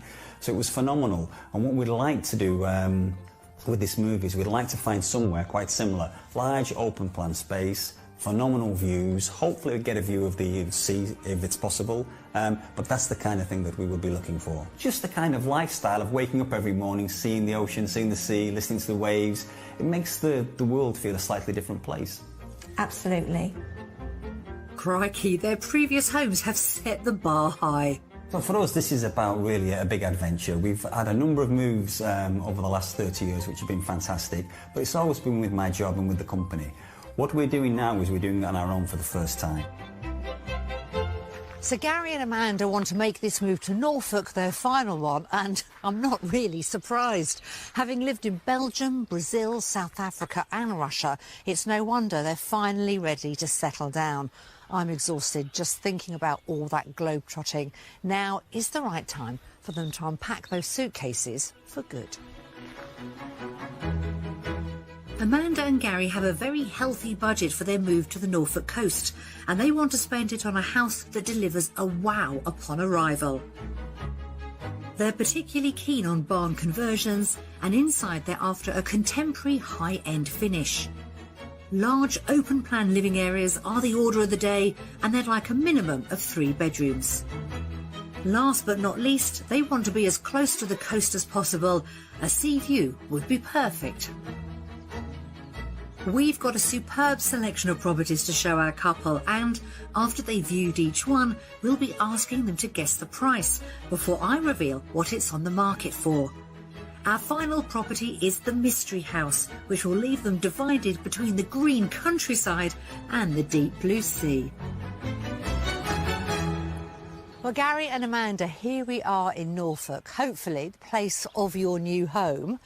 But having travelled so extensively, how did you choose this county? So we've done lots of research in terms of what's the wettest parts of Britain, what's the driest parts. And although the East Coast is a little bit cooler, quite clearly it gets a lot more sunshine, it's a lot drier. And for us, we don't mind wrapping up and staying warm, but when you live in the wet, it's obviously not quite as good. Yeah. Well, having lived all over the world, Norfolk is up there, isn't it? Yeah, absolutely. It is, yeah. It's on the wish list. Yeah. But I know ideally you'd like to be as close to the sea as you can. Yes. So as long as we're in striking distance. Ah, good. Shall we get started? Yeah, absolutely. Come on, then, let's go. Thanks.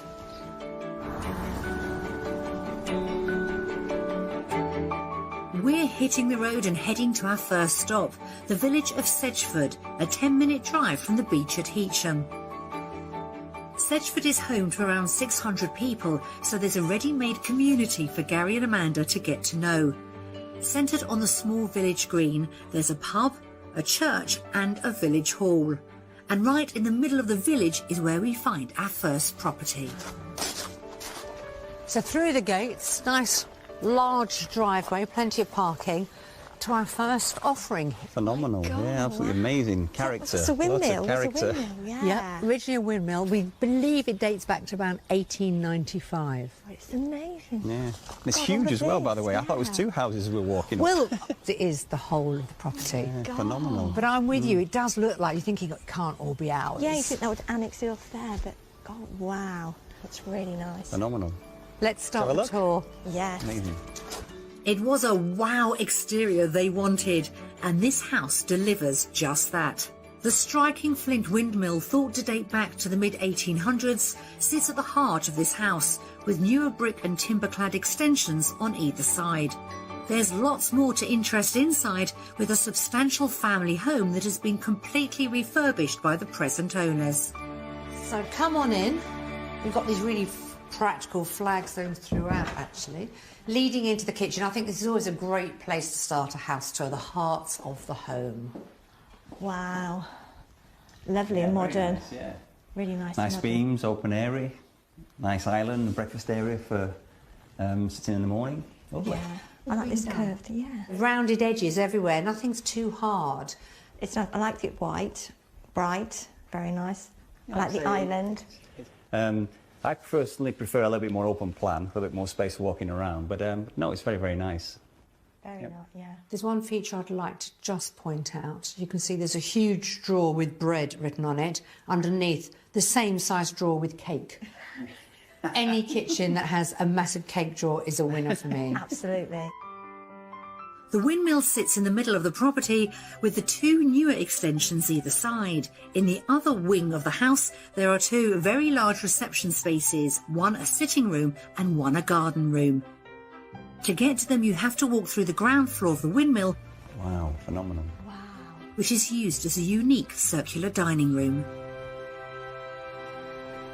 So walking through, and Gary, you're leading the way, but I could hear you when you saw that circular ceiling, glass ceiling. So you've got that dining room, the table's been built specially for that rounded room, then it leads into that sitting room, and then we brought you in here because it is such an impressive room, and again, you've got that sense of open plannedness, and it's very modern, it's very contemporary. Everything feels bespoke, even down to the fire. It's just quite fantastic. Yeah, you wouldn't need to spend any money, wouldn't need to do anything, it's already completely done. The stairs in this garden room lead up to another very generous sized double bedroom with an ensuite shower. There are two further bedrooms, another great sized double with an ensuite and a lovely walk-in wardrobe, and a fourth bedroom which is used as the main one. So the house is of a really good size, but the main bedroom, I think, it deserves to be large, doesn't it? Yeah, wow. Very, very nice. That's a nice big bed, yeah. The attention to detail is amazing. Everything's been handmade, it looks like. Very, very happy, very impressed so far. Hopefully the garden will impress too. The property sits on a plot of about 1/3 of an acre and is divided into separate areas with a formal lawn, a covered seating area and a summer house. I think the garden's quite good in terms of maintaining. I'll be able to maintain it quite easily, but it's a little bit bitty for me. I, again, prefer something a little bit bigger, a bit more open plan. In a way, it reflects your views for the house as well. You love the house, but in an ideal world, you'd like it to be more open plan. Yeah, I'm sort of minimalist and open space is what I quite like. We're learning a lot about you on this. Amanda, does your view vary, or is it quite similar to Gary's? I do like the open plan, but I'm much more easygoing and flexible about things. The one thing I would say is I do like views, and this hasn't really got such a feel of a view here. But the house, I think, is amazing. Yeah. Finally, I've got to ask you both how much you think this property is on the market for. Maybe £950,000. OK. Gary? I'd say probably a little bit higher, so I would say, without any doubt, £980,000. So both of you have guessed under your budget. The good news is this spectacular property is on the market for £900,000. Very well priced, to be honest. Look at that smile. Oh, suddenly that open plan's not such a bother. No, I'm only teasing. But a pleasant surprise. Yeah, Yes, definitely. Yeah. Great value for money, to be honest. Yeah, phenomenal. Yeah. Under budget by £100,000, this converted windmill presents the impressive home that Gary and Amanda were after, both inside and out. It has a contemporary high-end finish with 2 large reception rooms and 4 ensuite bedrooms. Sitting in the centre of a popular village, it's just a 10-minute drive from the coast. Without any question of a doubt, this is a phenomenal house. The interior is super modern. It's very, very stylishly put together. Certainly a wow house. It hasn't got the views, which was something that I did want. And if we could pick it up and put it somewhere else, that would be great. But it's something for us to think about. So there you have it. How's that for a start? Very impressive. Yeah, amazing. Fantastic. Yeah. Good. And it sounds like I've still got a little bit more work to do. So shall we hit the road? Okay, thanks.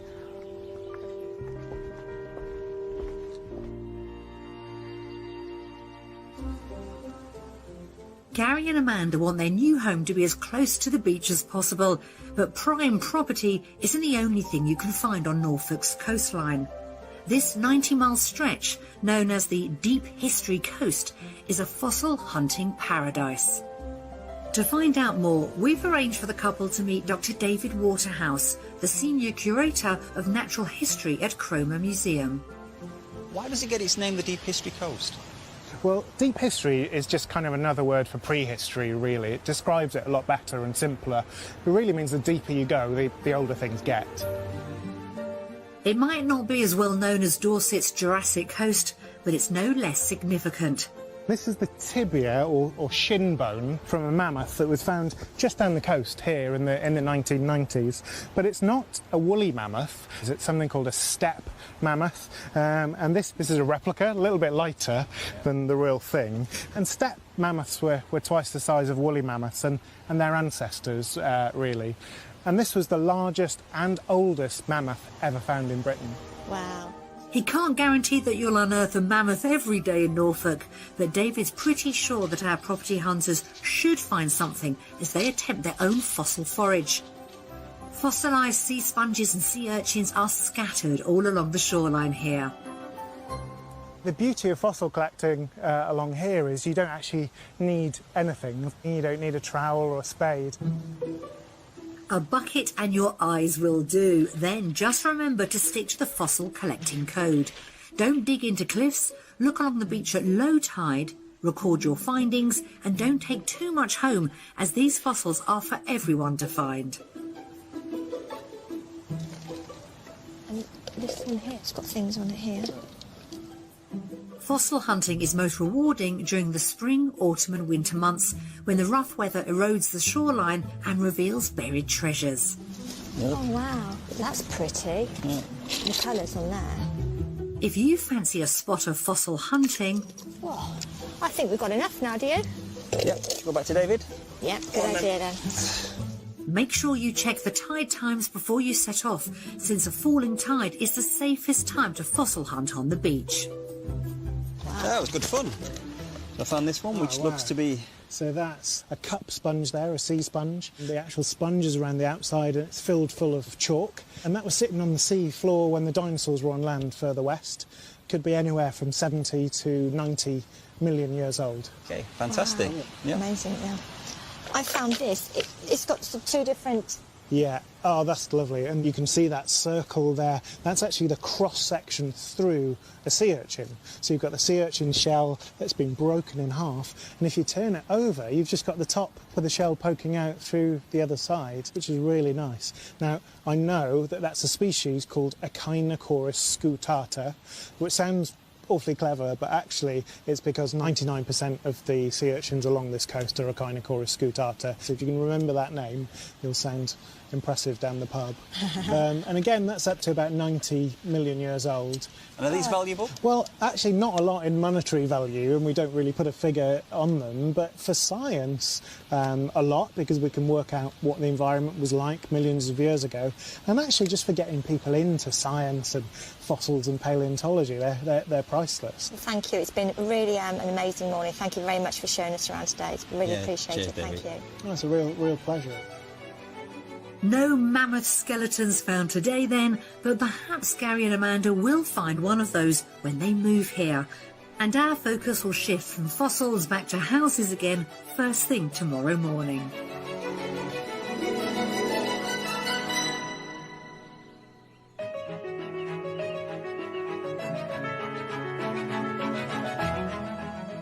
We're on the North Norfolk coast, searching for a home with serious wow factor for Gary and Amanda from Toaster in Northamptonshire.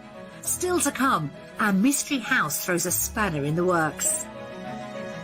I'm really dithering whether to want the sea view or to have the countryside view, to be honest. And I get a cooking masterclass with a North Norfolk delicacy. Oh, look at this. And that's just mine. What are you going to have?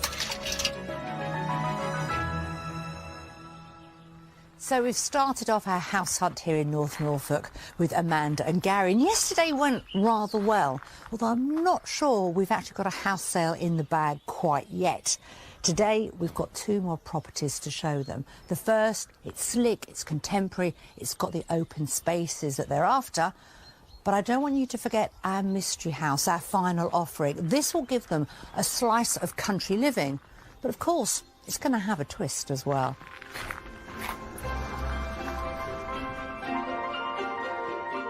Day 2 of our house search, and we're off to the tiny village of Feldbrigg. There are a handful of homes here, a guest house and pub, and the pretty village green. Our couple will be pleased to know that it's a leisurely half-hour stroll to the coast at Cromer. In the middle of the village, on an exclusive new complex of redeveloped farm buildings, we find our next property. This impressive two-storey barn conversion is one of 8 homes here. 6 have already sold, so if Gary and Amanda reckon this is the one, they'll need to move quickly. So, I want you to forget Brazil, Belgium, South Africa and Russia. This is our new property to take a look around. Wow, it's amazing. It's enormous. Absolutely enormous, yeah, fantastic. Without that, it's a very impressive entrance hall. I mean, that's like double high glass doors, which is phenomenal. I want you to really turn up your imagination, because this is a wonderful property, but it doesn't have much furniture in. Open canvas centre, good, yeah. Absolutely. Shall we? I love minimalist anyway. Despite this old threshing barn's heritage, it dates back to the early 1800s. I can promise Gary that it doesn't get much more minimalist and modern than this. So, step inside. Wow. Amazing. Staircase is phenomenal. This is an amazing entrance hall. I love the contrast with the old wall there, but with the modern plastered wall there. The ceiling's amazing, isn't it, with the beams? Like I say, you can put your own stamp on it, can't you? Because it's new as well. Basically, it's very, very impressive. Blank canvas. And it is ready for you to put your own personal mark in it. You'll see more as we walk through. Excellent.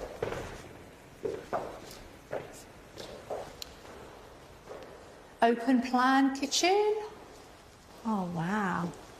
Yeah, this is phenomenal. Really not that view again. There we go. Spacious, modern, open, airy, great views. Yeah, really nice. And a huge room again as well. Fantastic. Nice big island here in the middle there. Super modern. This is much more what we would be looking for, that's for sure, yeah. Definitely, yeah. Are we getting close? Yeah, definitely. You are, yes, yes. Hold that thought. We're going to continue this way. I think this is a very hospitable house because there's so many areas that you can entertain. It's a very nice room. Nice, yeah. Small and cosy, but again, white walls. You've got the glass open windows. plans, yeah. I think there's more to come that you are going to adore, but I think you should see it on your own. So why don't you go back, go up that wonderful staircase and just take a look at upstairs. And if upstairs doesn't blow their minds, nothing will. I love the staircase. Oh, wow, look at this. Oh, my God. Look at this. It's absolutely amazing, no? It's massive. Love the lug border. Look at this. Absolutely Wow. huge, yeah. Look at the vaulted ceiling. Super modern. And the view, phenomenal. It's just amazing. Yeah. But you can see for miles here. Way, way, way, way out. When they can drag themselves away from the view, there are 2 bedrooms to take a look at up here. A double with an ensuite shower and the largest bedroom with a luxury ensuite bathroom. Oh, wow, that's a fair-sized bedroom. Yeah, it's a nice big bedroom, actually, isn't it? It's obviously the main room. Yeah. High ceilings and beams again. Open, airy feel to it again. Very nice. Back on the ground floor, there are 2 more ensuite bedrooms, bringing the total to 5. Oh, that's Nice sized guest room. Yeah. Very nice. impressive sized guest room, yeah. Got the ensuite over there, I think, as well, built in. Still quite light in the area. They really liked this house. I can tell. I mean, what is not to like? It's open plan, it's spacious, it's light, it's contemporary, it's in a beautiful setting. You've got the countryside on your doorstep. One area that just slightly concerns me is the close proximity of the neighbours next door. From outside, you can see how the barn is positioned amongst the others on the development. Attached to either end to neighbouring barns, it sits on a plot of around half an acre. You can just see there, you've got some plants there which divide up the property with next door. So, like the property inside, it's a bit of a blank canvas. You could plant this up, you could leave it very simple, you could landscape it, but it's not going to take anything away from those views, is it? No, no. Let's see how the cost of this barn influences your judgment on how much you love it. Who would like to go first? I would guess somewhere around £975,000. I think it would be more, especially as it's brand new. I think it would be offers in the region of £1 million.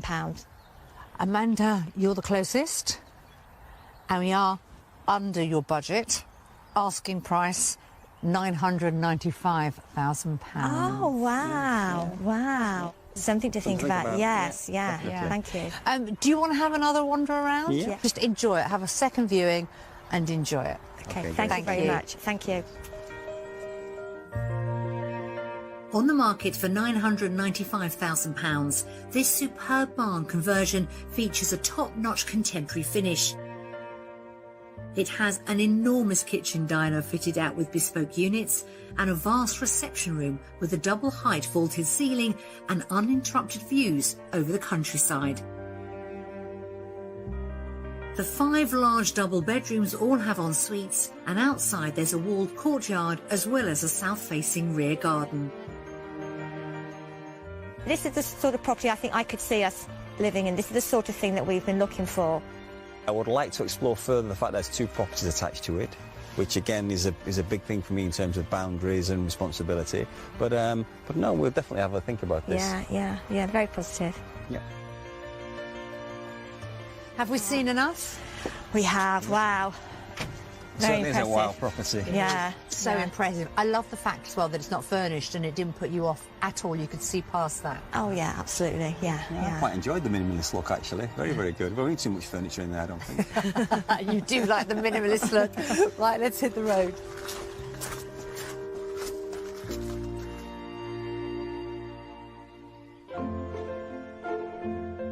Gary and Amanda have a cool £1 million with which to make their escape. But you'll be glad to know that you don't need a 7-figure budget to own a coastal property in this county. In the village of Bacton, less than 5 minutes walk from the beach, is this lovely 2-bedroom Grade 2 listed thatched cottage. On the market for £325,000, it has a pretty country kitchen, an inviting dining room and a cosy living room. If you're after somewhere to rent, this detached brick and flint bungalow is available in the village of Clyde next to sea for £1,450 per calendar month. Finished to a high standard, it has 3 bedrooms, a contemporary kitchen and a courtyard garden. Looking for a sea view? You won't find one much better than this. Available as a holiday let, this converted lighthouse is perched on the cliffs at Hunstanton and is well worth climbing the 80 steps to the very top. Prices start from £1,150 for a 2-night stay for 8 people.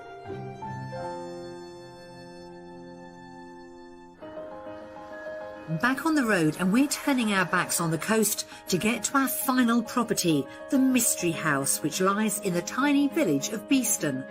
Home to a community-owned pub that doubles up as the local shop, cafe and restaurant, there's also a church, which our Mystery House has beautiful views of. We like our mystery houses to challenge our home buyers, and this property does just that. Instead of rolling waves, we're offering them rolling countryside, because Amanda in particular was really captivated by the countryside views of the previous property. Let me give you a sneaky peek of the Mystery House. It's handsome, isn't it? How beautiful. I have totally fallen in love with the flint and the brick. You've got those 3 bay windows at the back, making the most of the scenery and also the sunset. This house is quite large. It's a family home, but it is a wonderful property for them to consider for their move to Norfolk. Built in the traditional Norfolk brick and flint style, this palatial property might look old, but it was in fact built just 16 years ago. I'm really excited to present this one to our couple. So it's a pretty impressive long driveway, isn't it? Great entrance to our Mystery House. Wow. Again, wow. No, it's amazing. Very impressive from the outside, isn't it? Yeah, it's got a fantastic mix of the flint look, plus also quite modern as well from the outside. Yeah. So, and again, the size is absolutely, amazing. Why is it our Mystery House, I wonder? Because it's not on the beach? Yes. We're further away from the coast. Yes. Good 30 minutes, but you get more of the country life here. Yeah. And we thought we'd explore that option with you. Oh, fantastic. Yeah. Good. Shall we step inside and have a look around? Yes, Absolutely. The views of the surrounding countryside are visible from almost every room in the house, including the large kitchen. Nice view. Traditional farmhouse kitchen. Yeah, it feels very... Yeah. And it's very spacious. Like I say, the view's very, very light area. The view's fantastic. Needs a little bit of modernising, I would say, for me, in terms of it feels a bit dark and pink's not my favourite colour. But apart from that, no, it's very, very nice. I like having the family room at the end of it, again, so you don't feel you're isolated in the kitchen. If you're good in dinner or whatever, you know, there's a social area there. No, I think it's nice. I get the impression that Amanda is keener than her husband.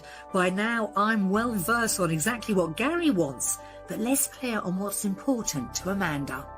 What do you like in a home? I Go on, be brave, yeah, tell me. I like views.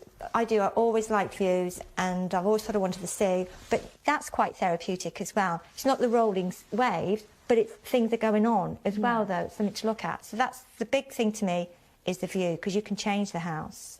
But if you buy the house, obviously you can't always change the view. No, so mine is primarily the view, and I'd like a decent kitchen, a decent living room area. Yeah, quite easily pleased, really. Right. And on that note, she says, not saying too much, follow me. Amanda will be pleased to know that this house delivers not one, but 2 decent living areas.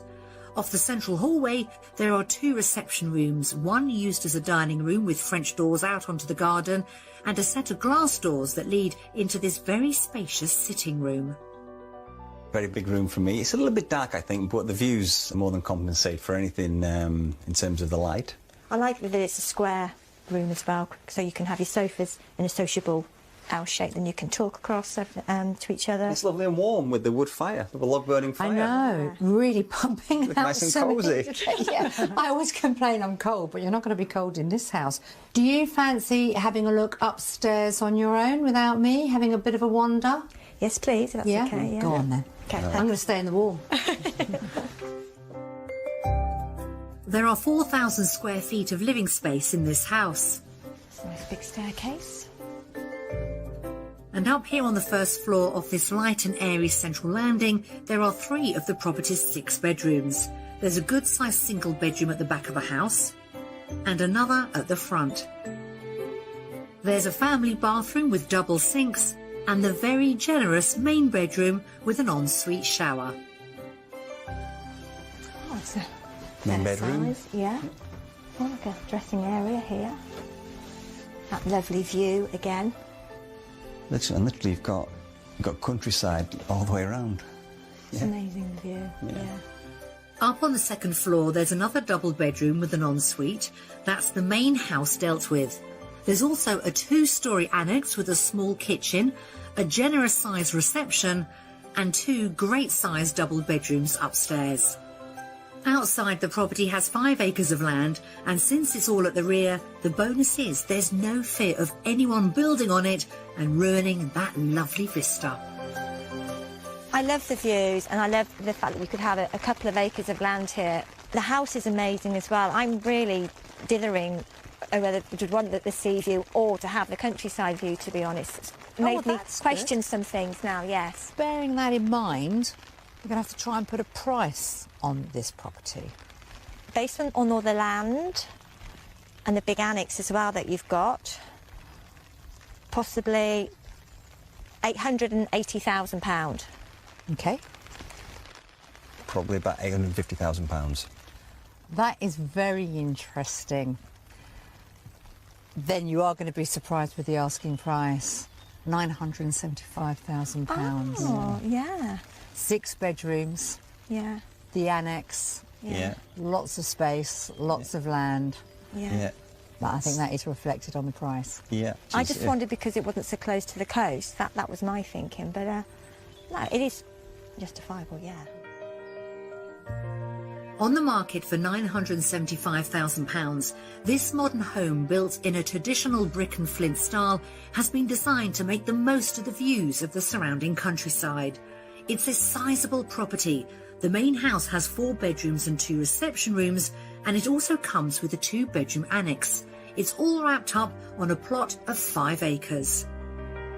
So one of the key requirements that we had at the beginning was that we would be either close to the sea or potentially have sea views. Now obviously we've moved a little bit further inland here, which to be honest is a little bit too far for what we would be looking for. It's just a little bit too big with the annex for us to live here. We wouldn't get utilised. And to me, you know, to spend nearly £1 million on a house with part of the house that you're not going to use, it doesn't seem a feasible thing for us to do, unfortunately. So, there you have it, our final offering, the Mystery House. And it has stopped raining, thank goodness. It's been quite a property adventure. Right, time to hit the road.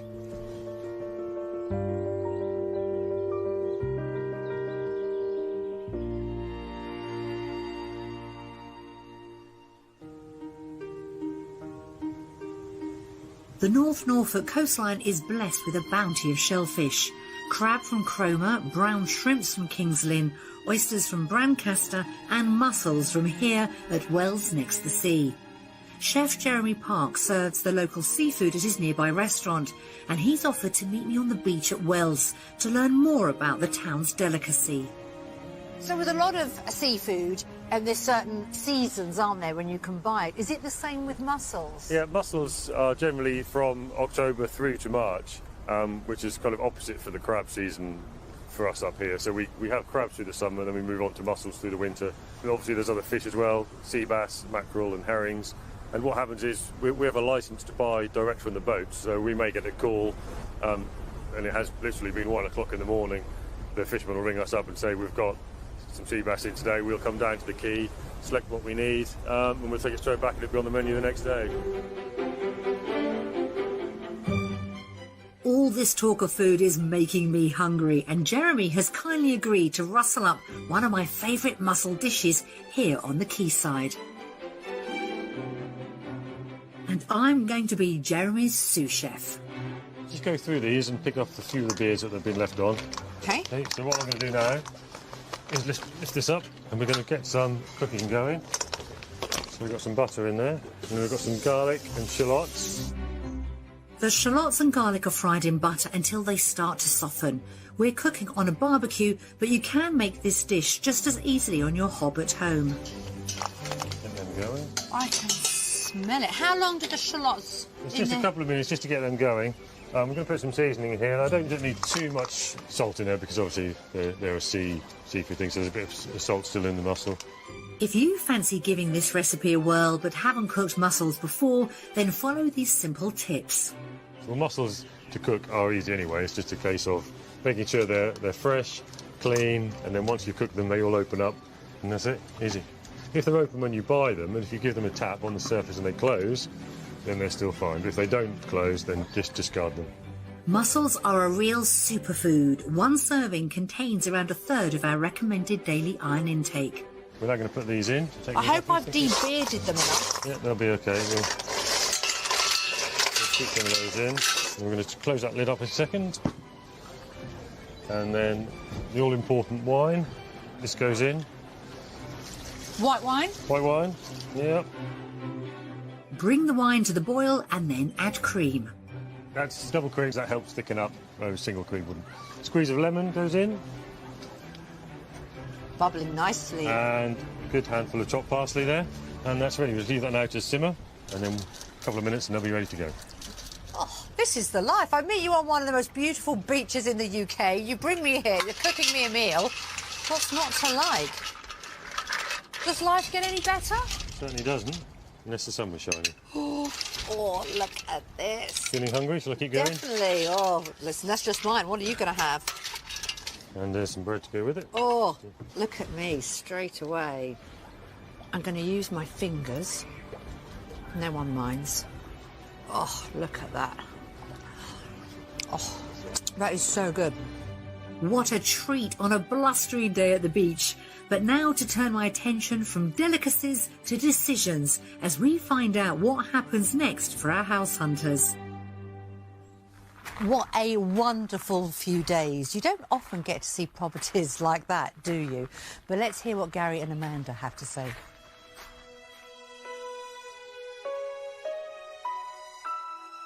So sitting here with a nice cup of tea, and I'm thinking, what news have you got for me, you two? Are you going to be moving to Norfolk, or are you going to continue your search? We've seen some real wow houses, as you know. Yeah. But for me, I do feel that they weren't quite the home for us to settle in. We're not in a hurry to move. We don't need to move for work or anything. So I think we could just need to sit back and maybe look a bit further and wait to get that house that ticks all the boxes, not just most, but all of them. Because we're spending a lot of money here that we've sort of worked hard for over all the years. So I think we'll just sit back and reflect a bit more. So for me, I still quite happy with open plan, minimalism, very modern, very airy, with the ocean at the end of the garden would be fabulous for me. And Amanda? I still wouldn't mind even open countryside views. I was very impressed with the mystery house that we saw today. Those views were amazing. But if it was nearer to the sea, you know, 10-minute walk then to the beach, then that would be lovely as well, yes. So do you think you're going to find a home right on the coast? Well, for me, sometimes it's a little bit about timing. And at the moment, houses are coming on the market, selling quite quickly. So it's about obviously keeping a good eye on the market and hopefully being a little bit lucky. I think the houses potentially are there, but we need to obviously keep looking. And then when we see the right one that we want, be very, very fast on our feet. I do understand why you want to take some more time, keep doing some more research. But the fact that what we've shown you, you've loved, and the area has hit the spot, I think gives you some confidence that it is out there, but it might be a little bit of a waiting game. And what I will ask is, when you find that property that absolutely melts the heart, will you let us know? Absolutely. Thank you. Thank you very much. Thank you. Cheers. Well, Gary and Amanda still have that £1 million in the bank, but what we did show them was some spectacular housing stock here in Norfolk. I have to say, some of the most impressive homes that I've ever had the pleasure of viewing. It does go to show, though, that when you set your heart on something, it's worth waiting for. And I'm pleased to say that we've helped them in a small way continue their search for their perfect country escape. I'll see you again next time. There was a surprise turn of events in Gary and Amanda's house search, and it seems that Norfolk wasn't the place for them after all. Shortly after we left them, they visited some friends in the Lake District. Impressed by what they saw, they had a little look at properties there, and I'm pleased to say that they found a house with the sea views they were after. Their offer has been accepted, and they hope to be in their new home very soon. If you need our help to escape to the country in Northern Ireland, Scotland, Wales or... On today's show, we're hoping to find a rural retirement pad for a city boy and a country girl. And our properties offer them cosy character in abundance. Oh, this is outstanding. This is lovely. Imagine it, the snow outside, the fire burning, just being really cold up in here. Well, today we are in Dorset, and this is the beautiful church in the village of Wimborne St Giles. And this rather elaborate structure is the tomb of Sir Anthony Ashley. Now, he was a late 16th century civil servant, a man who picked up his knighthood thanks to his involvement in the capture of Cadiz during the Anglo-Spanish War back in 1596. But he's not remembered simply for his service to his country. He is the man that introduced all of us to the humble cabbage. He discovered it growing in Holland, brought it over and started producing the plants here on his estate in Dorset. Now, the tomb is beautiful. That's an effigy of Sir Anthony and this his wife, but at their feet is this polyhedron, said to represent the humble cabbage itself. Now, many of us, of course, regard the cabbage as a vegetable that is classically British. And as you can see, it's a story that's very much rooted in this beautiful county. Dorset sits in the southwest of England and shares its borders with 4 counties, including Wiltshire and Hampshire, while the southern edge of the county skirts the English Channel.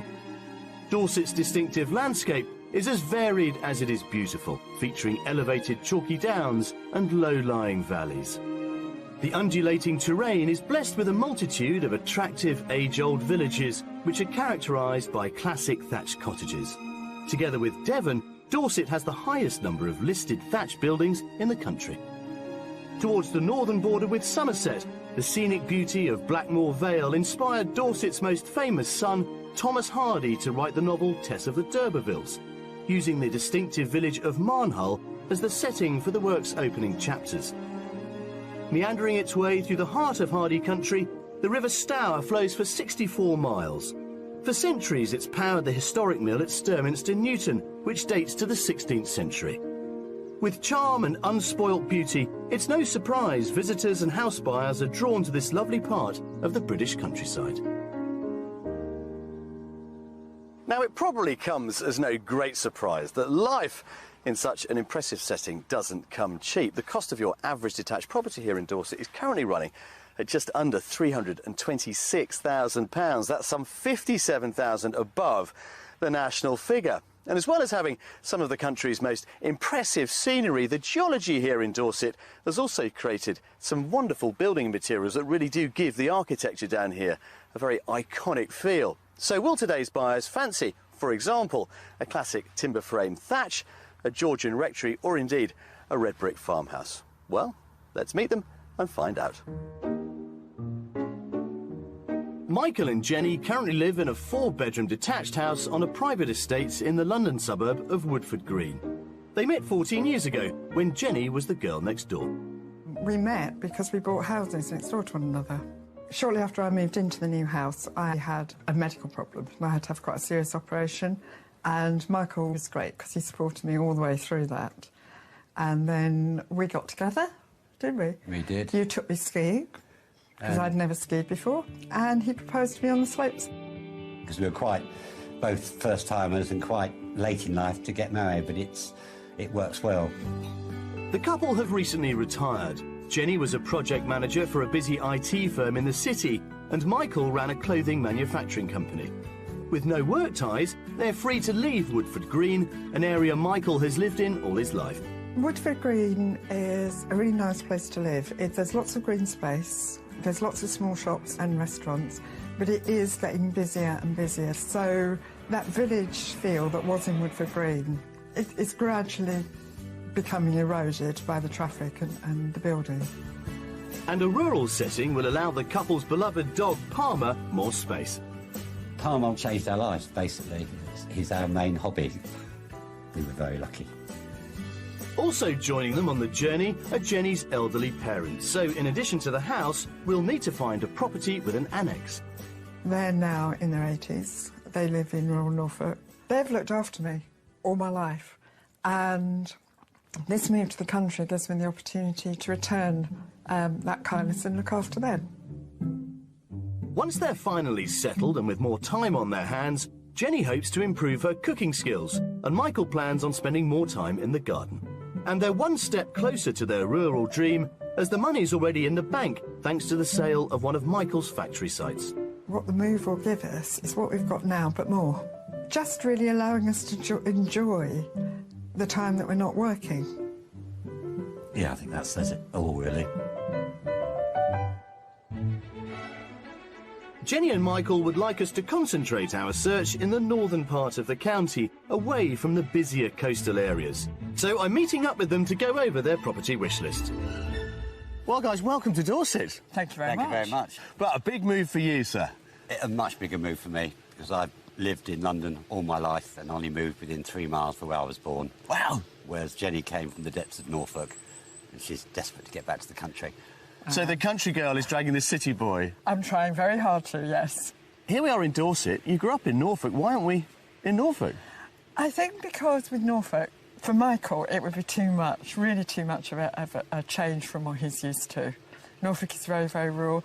Dorset we love. We love the mixture of the countryside. We've got friends down here as well. So I think I'm easing him into it that way, Jules. Well, it's not just you who's moving. No, we'd like to bring my parents, who actually still live in Norfolk. We'd like a little annex for them, and they're quite happy to come. Now, let's just talk about the property that you ideally want.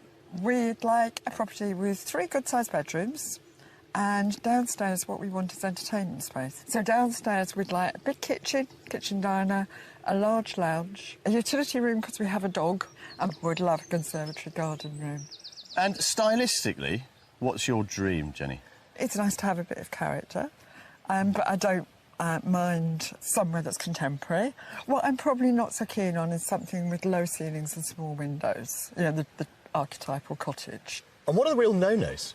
Thatch, we're a bit concerned about. Jenny's father would have a fit, you know, if he bought a thatch. But why? What's his worry? He's always been worried about the maintenance and about them catching fire and things like this. Well, let's talk about your parents, because they are going to want some space. They are. They're going to need 2 bedrooms, a sitting room, a kitchen and a shower room as a minimum. Whether we have to build onto something or we get something ready-made, that's fine. Now, it's interesting that you said you might want to build onto it. How much of a project would you take on, do you think, to make this work? I think a reasonable one. We haven't got big experience of knocking a house down and rebuilding it, but if it was like changing a garage into a usable room or adding another room onto something that existed there. Now, just remind us of the budget. A maximum of £700,000. Wow. Yes. So, whether we can find something for that in Dorset. Well, it's not the cheapest county. No, we do realise that, yep. But I'm quite optimistic. I mean, there's a wonderful housing stock here set in a fantastic landscape. We've got 3 properties to show you, including our mystery house, so let's go. Let's get cracking. For a maximum budget of £700,000, Michael and Jenny would like us to find them a characterful house with 3 bedrooms. It should have good entertaining space, ideally a kitchen diner so they can host friends, a utility room which would also serve as a home for their dog, and a 2-bedroom self-contained annex for Jenny's elderly parents. We've lined up a selection of stunning Dorset properties for Jenny and Michael to contemplate as their new home, but they won't know the price of each contender until the end of the tour. And I'm hoping the mystery house, designed to challenge them, isn't the final straw. Our search begins in the village of Dewlish, around 10 miles from the county town of Dorchester. Located in the heart of Thomas Hardy country, Dewlish sits in a valley on the Dorset Downs and features pretty carbon-thatched cottages, a well-regarded pub, and a beautiful old village hall built from brick and flint. On the outskirts of the village, in a secluded spot on the banks of a small stream, is our first house.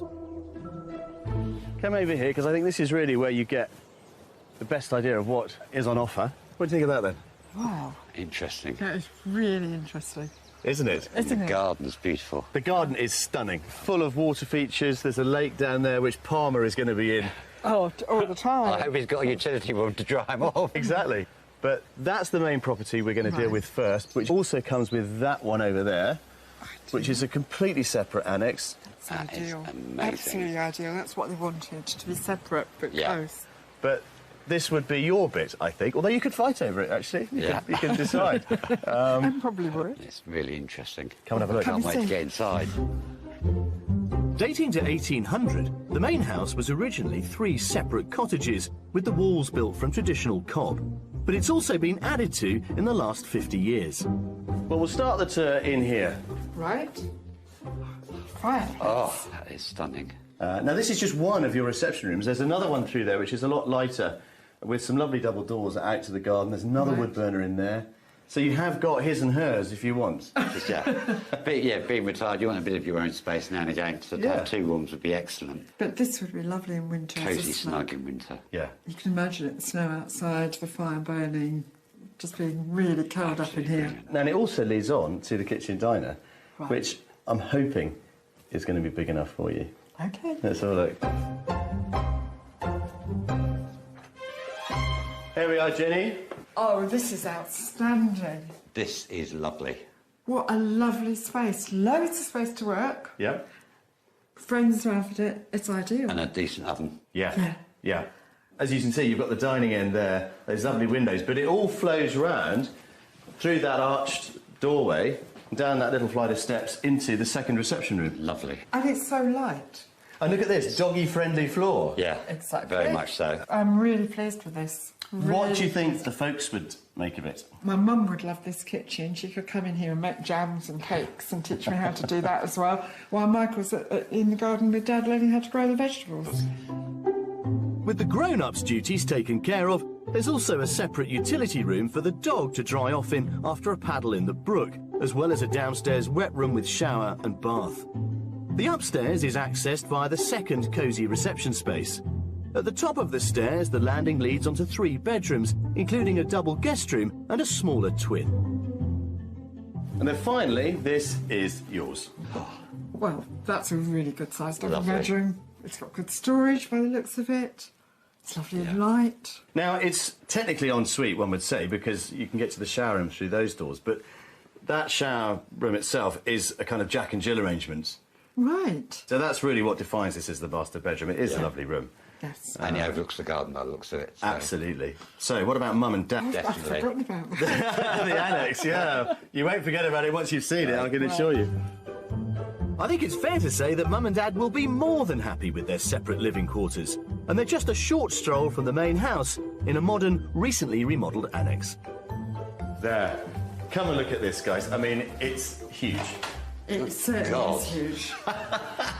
You've got 2 further reception rooms through there, one of which is enormous, the other is smaller but also has a gas, log effect burner in it. Right. And then through here you've got a bedroom with separate loo and wash basin, and then in there, downstairs shower room. So it's all on one level. Ideal for them. It's ideal. It really is ideal. Ideal. Shall we go and explore the garden? Definitely, I'm dying to see And the garden. we'll explore the price as well while we're at it. The land that comes with the property is exceptional. An acre and a half of beautifully landscaped garden with that stunning brook and stream. There's also a patio, a real sun trap, various pretty features, and finally a large outbuilding, a man cave for Michael perhaps. Well, we do get to see some fabulous gardens when we're house hunting, but this is one of the best. Beautiful, absolutely beautiful. The stream, the pond, the sound, space. And the sound of running water. And that's all you can hear, actually, Yeah. isn't it? Right? What do you think it's on the market for? I reckon it will be over our budget, and I'd say 710. 710, Jenny? Yep. 1.5 acres.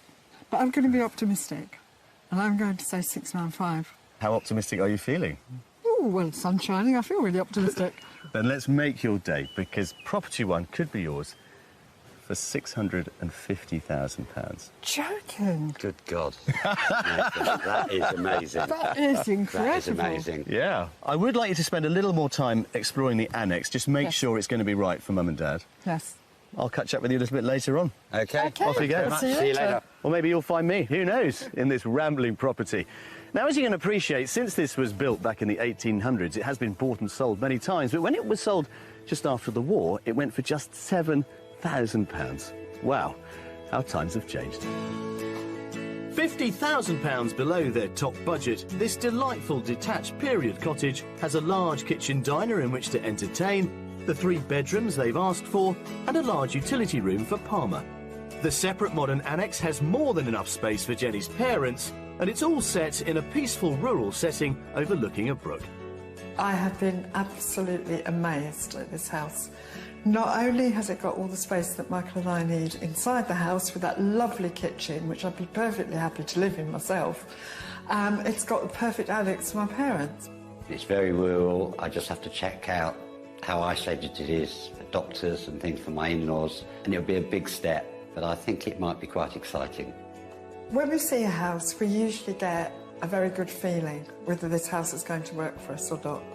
When we walked into this house, I think it was 90% there. When we walked out of the house, it was much closer to 100%. I could see us living here. You know, gardens like this do, of course, take an awful lot of work, but my goodness me, are they worth it? And they can certainly help sell a property, can't they? They certainly can. They can. Beautiful, absolutely beautiful. Right then, we've got 2 more to show you. Do we need to? Well, Someone's come up with better, so, but I don't think you will do, but let's get It'd going. be hard to beat this one. Come on.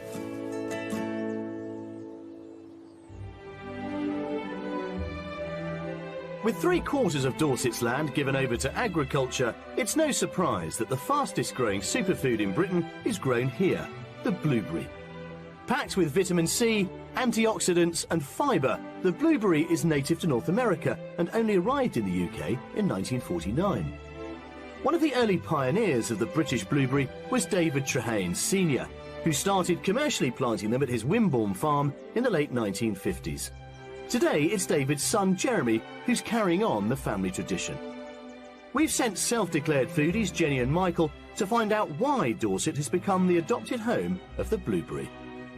Hello, pleased to meet you. Welcome Lovely to meet you. the oldest blueberry farm in England. When did you first start growing the blueberries here? It was very interesting because there was an offer of free blueberry plants from a farm in Canada after the war, 1949. Anybody in this country who wanted to give them a try, 80 plants, and my father took up the offer. Why did you think to do that? What is it about this area that... What it is, we're on the right soil. Blueberries Oh, right. love acid soil, sandy soil. And my father knew that, he was a plantsman, and so he thought, right, there could be commercial potential in this. And lo and behold, there was. English-grown blueberries are a speciality, and the Dorset blues, which we've got, command a very high price. One of the reasons the homegrown Dorset blueberries are pricier is that they're picked and packed entirely by hand on Jeremy's family farm. And with 35 acres of plantation producing 30 tons of blueberries every year, Jeremy is taking advantage of a couple of extra helpers. The skill of this particular job, let's start here, is to use your hand more or less as a cup and your thumb and your finger just to ease the berries off. You got it, well So done. roll them off. Yeah, just roll, exactly. You're rolling them off. If we wanted to grow them ourselves in our garden... In terms of growing them in your garden, your soil has got to be right. Then another key is never to fork or hoe around them. If you're forking and digging, you're constantly damaging those. As well as packing a powerful nutritional punch, the blueberry is also a surprisingly versatile ingredient. Although they're normally associated with desserts and cakes, blueberries can also be used in savoury dishes. Jeremy's wife Sandra has been collecting blueberry recipes for years. And after a hard day's picking, Jenny and Michael are rewarded with the fruits of their labour. I'm going to just show you a really nice little starter, which you can have with your dinner parties. And we've got the Parma ham here. And then I just perhaps roll a couple of pieces up on a plate. I love Parma ham. I wouldn't have thought it goes with blueberries. No, and with melon as well. And it's all about colour, isn't it? And this is the great thing about blueberries, because there's no other blue fruit. Would you like to have a little sample of that? We'd love to, thank Yeah. you. See how it mixes with meat. I might as well have a go as well. That goes so well together. I love Parma ham. I know I love blueberries. Really, really delicious. Absolutely delicious. With Sandra's savoury recipe fresh in their minds, Jenny and Michael will be able to host their own blueberry-inspired dinner parties. But first, we need to find them a home. So it's back to the business of property shopping. For our second property offer, we're travelling northwest towards the border with Somerset and the village of Thornford. The village centre, with its attractive array of thatched cottages, was designated a conservation area in the 1990s. There are a number of listed buildings. The most recent listing wasn't a house, but a classic red phone box, tucked away just behind the Grand Clock Tower, built to celebrate Queen Victoria's Diamond Jubilee in 1897. One of the village's most impressive residences is Thornford House, and our second offering was at one time its coach house and stables. So what do you think, guys? Very, very pretty. Very attractive house. That's very impressive, isn't it? It is. There you can see these two great sets of doors, which would have contained coaches, built in 1856. Okay. And then rebuilt in 1956. So it's relatively new then, in that sense. Well, it is all relative, Jenny, yeah. It's essentially a property of two halves. You've got that bit there, which is the main family house, which I think would be your bit. Yes. And then this currently comprises a two-bedroom annex. Oh, brilliant. Right. This is one that does require a bit of updating, but it would allow you to create something that's very much your own. And the advantage with this one is that it's right in the heart of Thornford itself. And in particular for your parents, I'm thinking, it means they're not stranded. No. So let's see what you think of it. OK. Love to. Less isolated than our first property, the village location of our second has obvious plus points, but I'm keen to see whether the house lives up to expectation. OK, well, let's start in here then. It's a reasonable sized room. It is a reasonable sized room. Right, look at the views. The views are lovely. The decoration needs doing, but that's... But the decoration's easy to do. Well, it is. Is the field part of the house, or is that owned by somebody else? It isn't. it isn't. But the good news is that the view comes free. Come on, let's go next door and have a look at this. Okay. Let's go. So next door, we've got the dining room. Good square room. And again, it's dated, but that's something that you could do. It's a good square room. Yeah. And views again of the field. It's great. Now, the kitchen is through here. Right. Look at this. Not as big as Property One's kitchen, it has to be said. No, this is a shame, the size of the kitchen. Especially with the dog wanting another, a big lab, and maybe another. Yeah. Then they'll have to live outside. Yeah. No, you can't have that. You've got to I have suppose it's what everybody wants is, you know, a large kitchen when they come to the country. But you could look at opening all this up But then and you have having a kitchen diner. No. No? Then you only got one room. That's true. But it's not a deal breaker. Depends what the rest of the house is like and what the annex is like. Indeed it does. Come That's on, it. let's explore. Well, Jenny can see the potential of our second property, but I fear Michael may need some convincing. Upstairs, there are the 3 bedrooms they asked for. 2 good-sized singles, as well as a family bathroom with an interesting bath and shower arrangement. And this is currently the master. That's And this is a nice light room. Yeah, and it's a big room, actually. It is. I mean, if you wanted it to be en suite, making use of the bathroom that's next door, you could put a door in here and open it all up that way. That's true. A lot of work. But once it's all done, you do get the home you're after. No, it's very true. So the main house could do with some alteration to make it work for our buyers. The Annex 2 might also benefit from a few modifications, although it does have the 2 bedrooms Jenny wanted for her mum and dad, both with their own wash basins. But what will our buyers make of it? So as you can see, mum and dad would get their own front door. This is currently the main sort of living area for the Annex. Let's think about next door, because you've got really the void of the coach house. There's 2 great big sets of double doors, which would give you, effectively, 3 times this amount of space. Right. If you punched it through that way. Yeah. See, this would be a good size for a kitchen. Yeah. I mean, it does have a kitchen. It's very small. Oh, it it's has. through there. Right. It's more of a sort of kitchenette, really, and a bathroom as well. Right. But absolutely, you could free up the kitchen that's through there. They'd end up with a better living space than we'd have next door. Well, there is that danger. There is that danger. So maybe you do it for you, Yeah. and they have what's existing. Yes. Yeah, that's an idea. OK, let's pop outside and enjoy this glorious sunshine and... have a look at the garden. Have a look at the garden. We'll talk about the price as well. Right. OK. As well as the courtyard area at the front of the old coach house, the rest of the garden extends to the rear, bordered by an attractive wall. It's mainly lawn with a log shed for storage. Let's consider the price then. What is property 2 worth, madam? I think it's on the market for £580. Ooh, £580, yeah. So I'd say £590 because of the work that he's doing on it. You've both been a bit optimistic. Property 2 is on the market at £650. Same as the first property. Exactly the same as the first one, and I think, if nothing else, it gives you an interesting point of comparison between something which is more rural and something which is centre of village with all of the amenities that go with it. Yep. Under their top budget by £50,000, our second property is an old 19th century coach house. It offers Jenny and Michael the entertaining space they were after, with 2 reception rooms, although the kitchen is on the small side. There are 3 bedrooms in the main house and 2 in the self-contained annex, and the property benefits from a central village location. House 2 provides Michael and myself with a challenge that I think is a challenge too far for us. Outside the house is charming.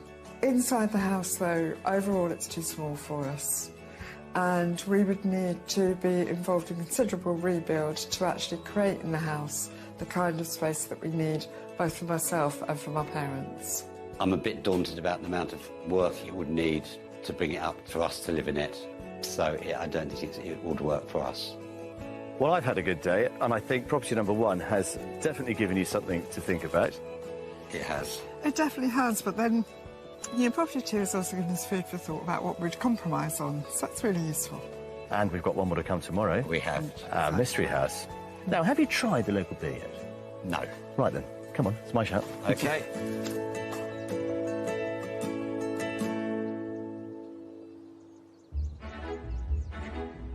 It's the second day of our property search here in Dorset, and with a top budget of £700,000, we're helping Jenny and Michael from the London suburb of Woodford Green find rural peace in the West Country.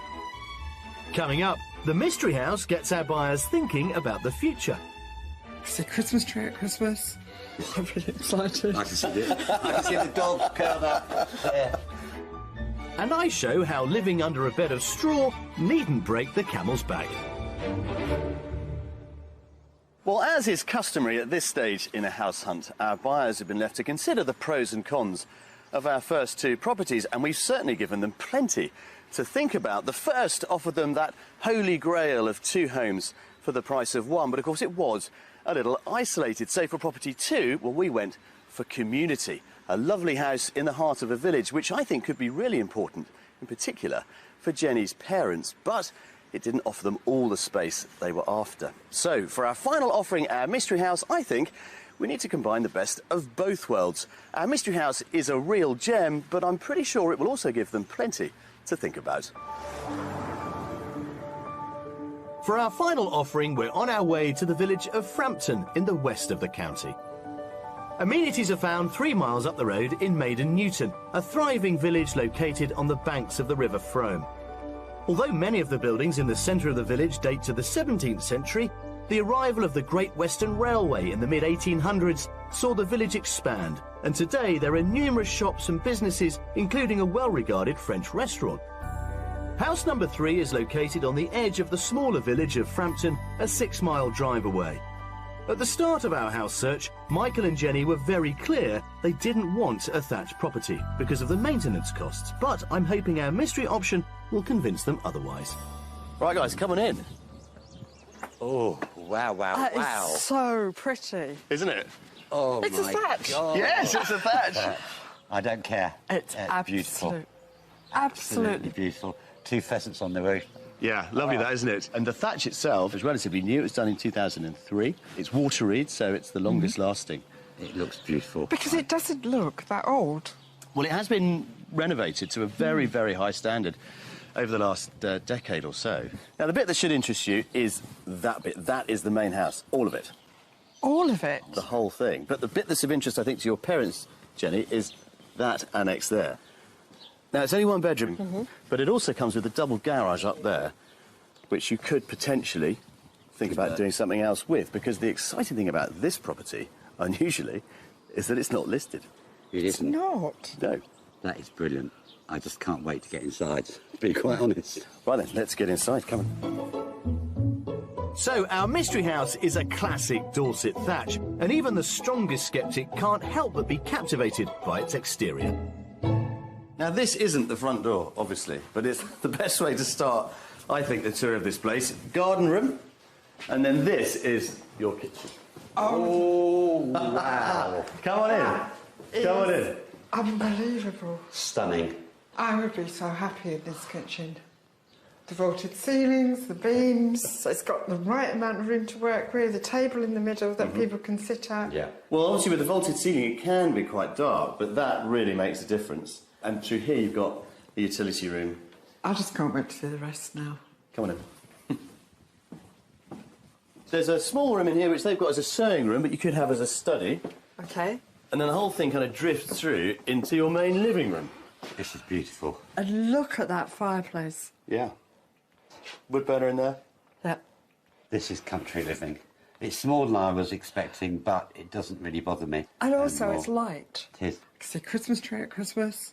Yeah, shorter one than normal. But I can cope with that, Michael. Oh, I'm really excited. I can see it. I can see the dog curled up. Yeah.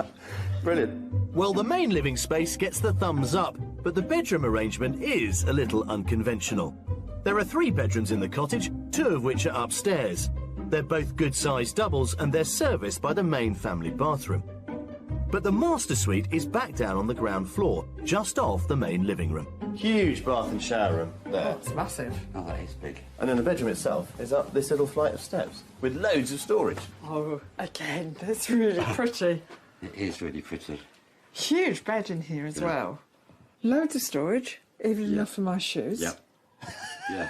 The Imelda Marcos. I'm a typical woman, loads of shoes. Yeah. Happy? Yeah, very I'm happy. very happy. Dying to see more. Well, let's go and look at the annex and think about Mum and Dad, because you've forgotten all about them, haven't you? Yes, I have, really. The annex is just a short stroll from the main house and comes with its own private courtyard garden. At the moment, it only has one bedroom, and Jenny wanted 2 for her parents, but it's worth our buyers considering converting the double garage it backs onto, should they need more space. Now, what would your parents make of this then, Jenny? I think they'd like this. I think it'd be superb. The little kitchen, Mum would definitely like that. This barn was only done last year, so it is absolutely brand new. They've obviously considered it really as a holiday let, that's why it's got the layout it has. So it will need a little bit of thought, I suspect, to kind of turn it into more of a permanent home for your parents. It's only got the 1 bedroom, which is on the mezzanine floor, really. It's compromise, isn't it? Mm. You can't have everything you want. Well, doing something with the garage would definitely be the way that I would start thinking. Yeah. Let's finish up outside in the garden, and you might want to start considering what it's worth. Mm. You know, it's the mystery house. It's always a challenge. It's going to be a difficult one. The south-facing garden continues upwards from where we began the house tour and is mainly laid to lawn, with the added bonus of a summer house with a hot tub inside. Come up here to the top terrace, because I think this is where you get a beautiful view of this stunning property. But of course, it's all going to depend on the price. Michael? That's going to be very difficult. I'd say 690. 690? I wouldn't be that optimistic. I think it's slightly over our budget. I would say 710. 710 and 690. Well, let's make it simple for you. It is under budget, that's the good news, but only just. It's on at 695. Right. Thousand. But your instincts are absolutely right. I'm surprised it's under budget, even if it's only by that small amount. I'm surprised. No, I'm not, because of the size of it. I mean, it's beautiful, but it's not a big house. But it is in a village, and it's so pretty. And just, yeah. You see, you're talking yourselves into it as we speak. I don't think I need much talking. Yeah. Well, it's all yours. Go and have a look. I will catch up with you later. Thank you very much. Off you go. Under budget by just £5,000, on paper, our mystery property may not have been an obvious contender, but this characterful thatched cottage seems to have won them over. It gives Michael and Jenny a huge, high-vaulted kitchen diner, 3 good bedrooms and a modern self-contained annex that could be extended, subject to planning permission. It could have been an absolute disaster because it incorporated everything that I said I didn't want. The thatching, the cute cottage, the chocolate box lid. But I am totally and utterly bowled over. The annex is slightly small for both my parents, but because the garage is alongside, I'm sure we can find a way to make the annex larger by utilising the garage space. The thatch doesn't bother me at all. It's the quality, the fixtures and fittings, the wiring, everything is superb. I'm a bit concerned about sleeping downstairs, but I absolutely love it. Well, I think our classic Dorset thatch has gone down rather well, hasn't it? It's gone down very well indeed. You see, I thought it would. But we have given you 3 to think about, so let's go and consider the options, shall we? Definitely, food for thought.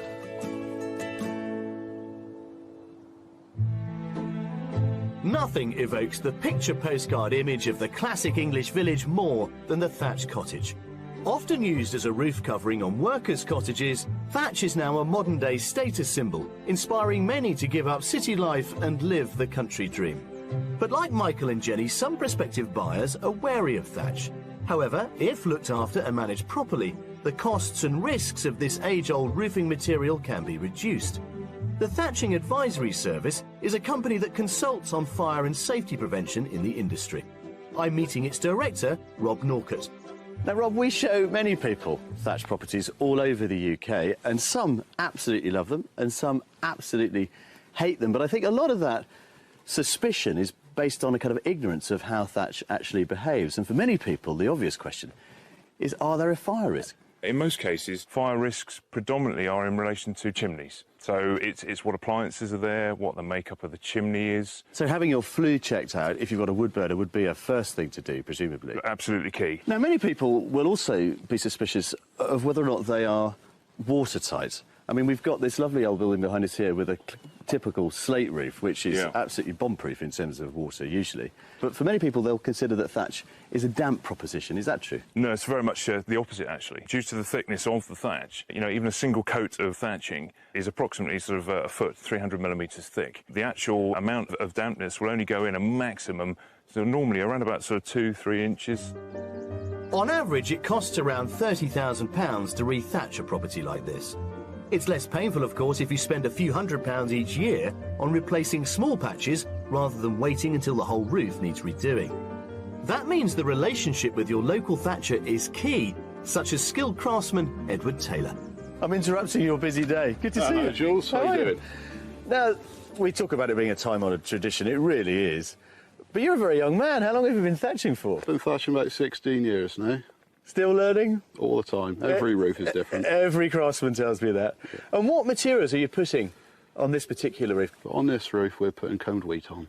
And what's this here? This is a bundle of water reed, which we were using for ridge rolls and just for generally packing out the roof underneath the wheat. In terms of durability and lifespan, harder-wearing water reed is often the best option and can last up to 50 years before it needs to be replaced. Now, with this roof, it's an extension to an existing property. Can we get up there and have a closer look and see how it all combines, the old and the new? That's right, come on up. Although thatchers like Edward still follow traditional methods handed down to them, modern building materials unavailable to their predecessors can help protect the property further. This roof has been fitted with a fireboard system, which buys valuable time should the worst happen, but also helps reduce insurance premiums. A breathable, waterproof membrane also adds further protection from the rain. I suppose the obvious thing to notice, first of all, is the blue of the modern breathable membrane. That's right, we have the fireboard on, then we have the membrane over the top, just keeps everything watertight. With half the roof still to complete, I'm keen to try my hand at this traditional British craft. Just pick one up and lay it in your arm. Like that? That's right, yeah. There we are. You've got it. Hey, how about that? Yeah. Now, if you'd like to come along and just pitch the straw down against the roof. We say put what, sort of drop it? That's right, just drop it against the roof. Oh, just to level it up? That's right. And yeah, that's all you're doing, yeah. And then you just sort of bed it in, do you? That's right, and then push that up together against your course there. Then we have our spar out of there. And then one, and then pin. So how long is this one going to take you to finish, Edward? Well, this roof will probably take me another 3 weeks to finish. If it stays sunny? Yeah, let's hope so. Well, thank you very much for interrupting your day to show me around. Best of luck. No problem. Cheers, mate. Thank you, Jules. Well, as you can tell, we've had a pretty busy week here in Dorset. 3 properties, as ever, into which we've had to try and fit 2 very distinct families. But have we managed to do it? Well, I've got a funny feeling a decision on the future for Michael and Jenny, and of course Jenny's parents, is in the offing.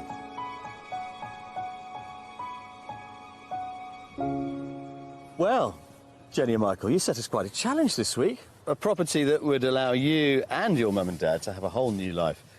Property 1 set the bar pretty high, didn't it? It certainly did. The annex was stunning and vast. And we know we'd never find an annex as good as that again.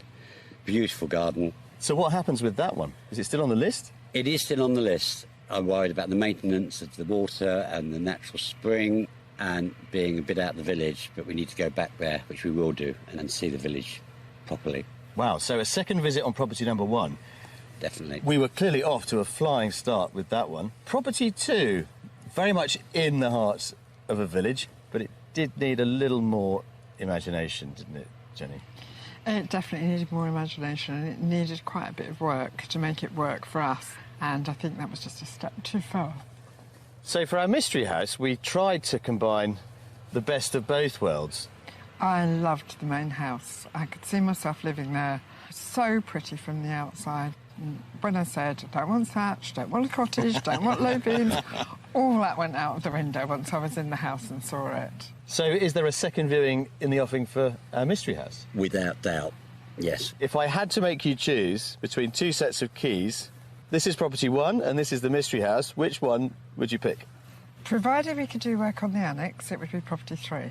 If we couldn't do work on the annex, it would be property 1. If you are able to make an offer, do let us know. My hunch is that it will probably also be on the mystery house. Go and have a look and let us know how you get on. It's been a real pleasure. We certainly will, and thank you very much. It's been great fun. Thank you very much.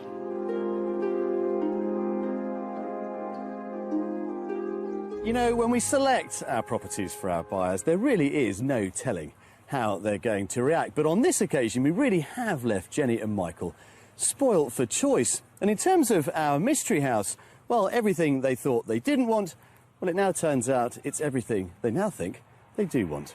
It just goes to prove that when it comes to house hunting, there's very little that's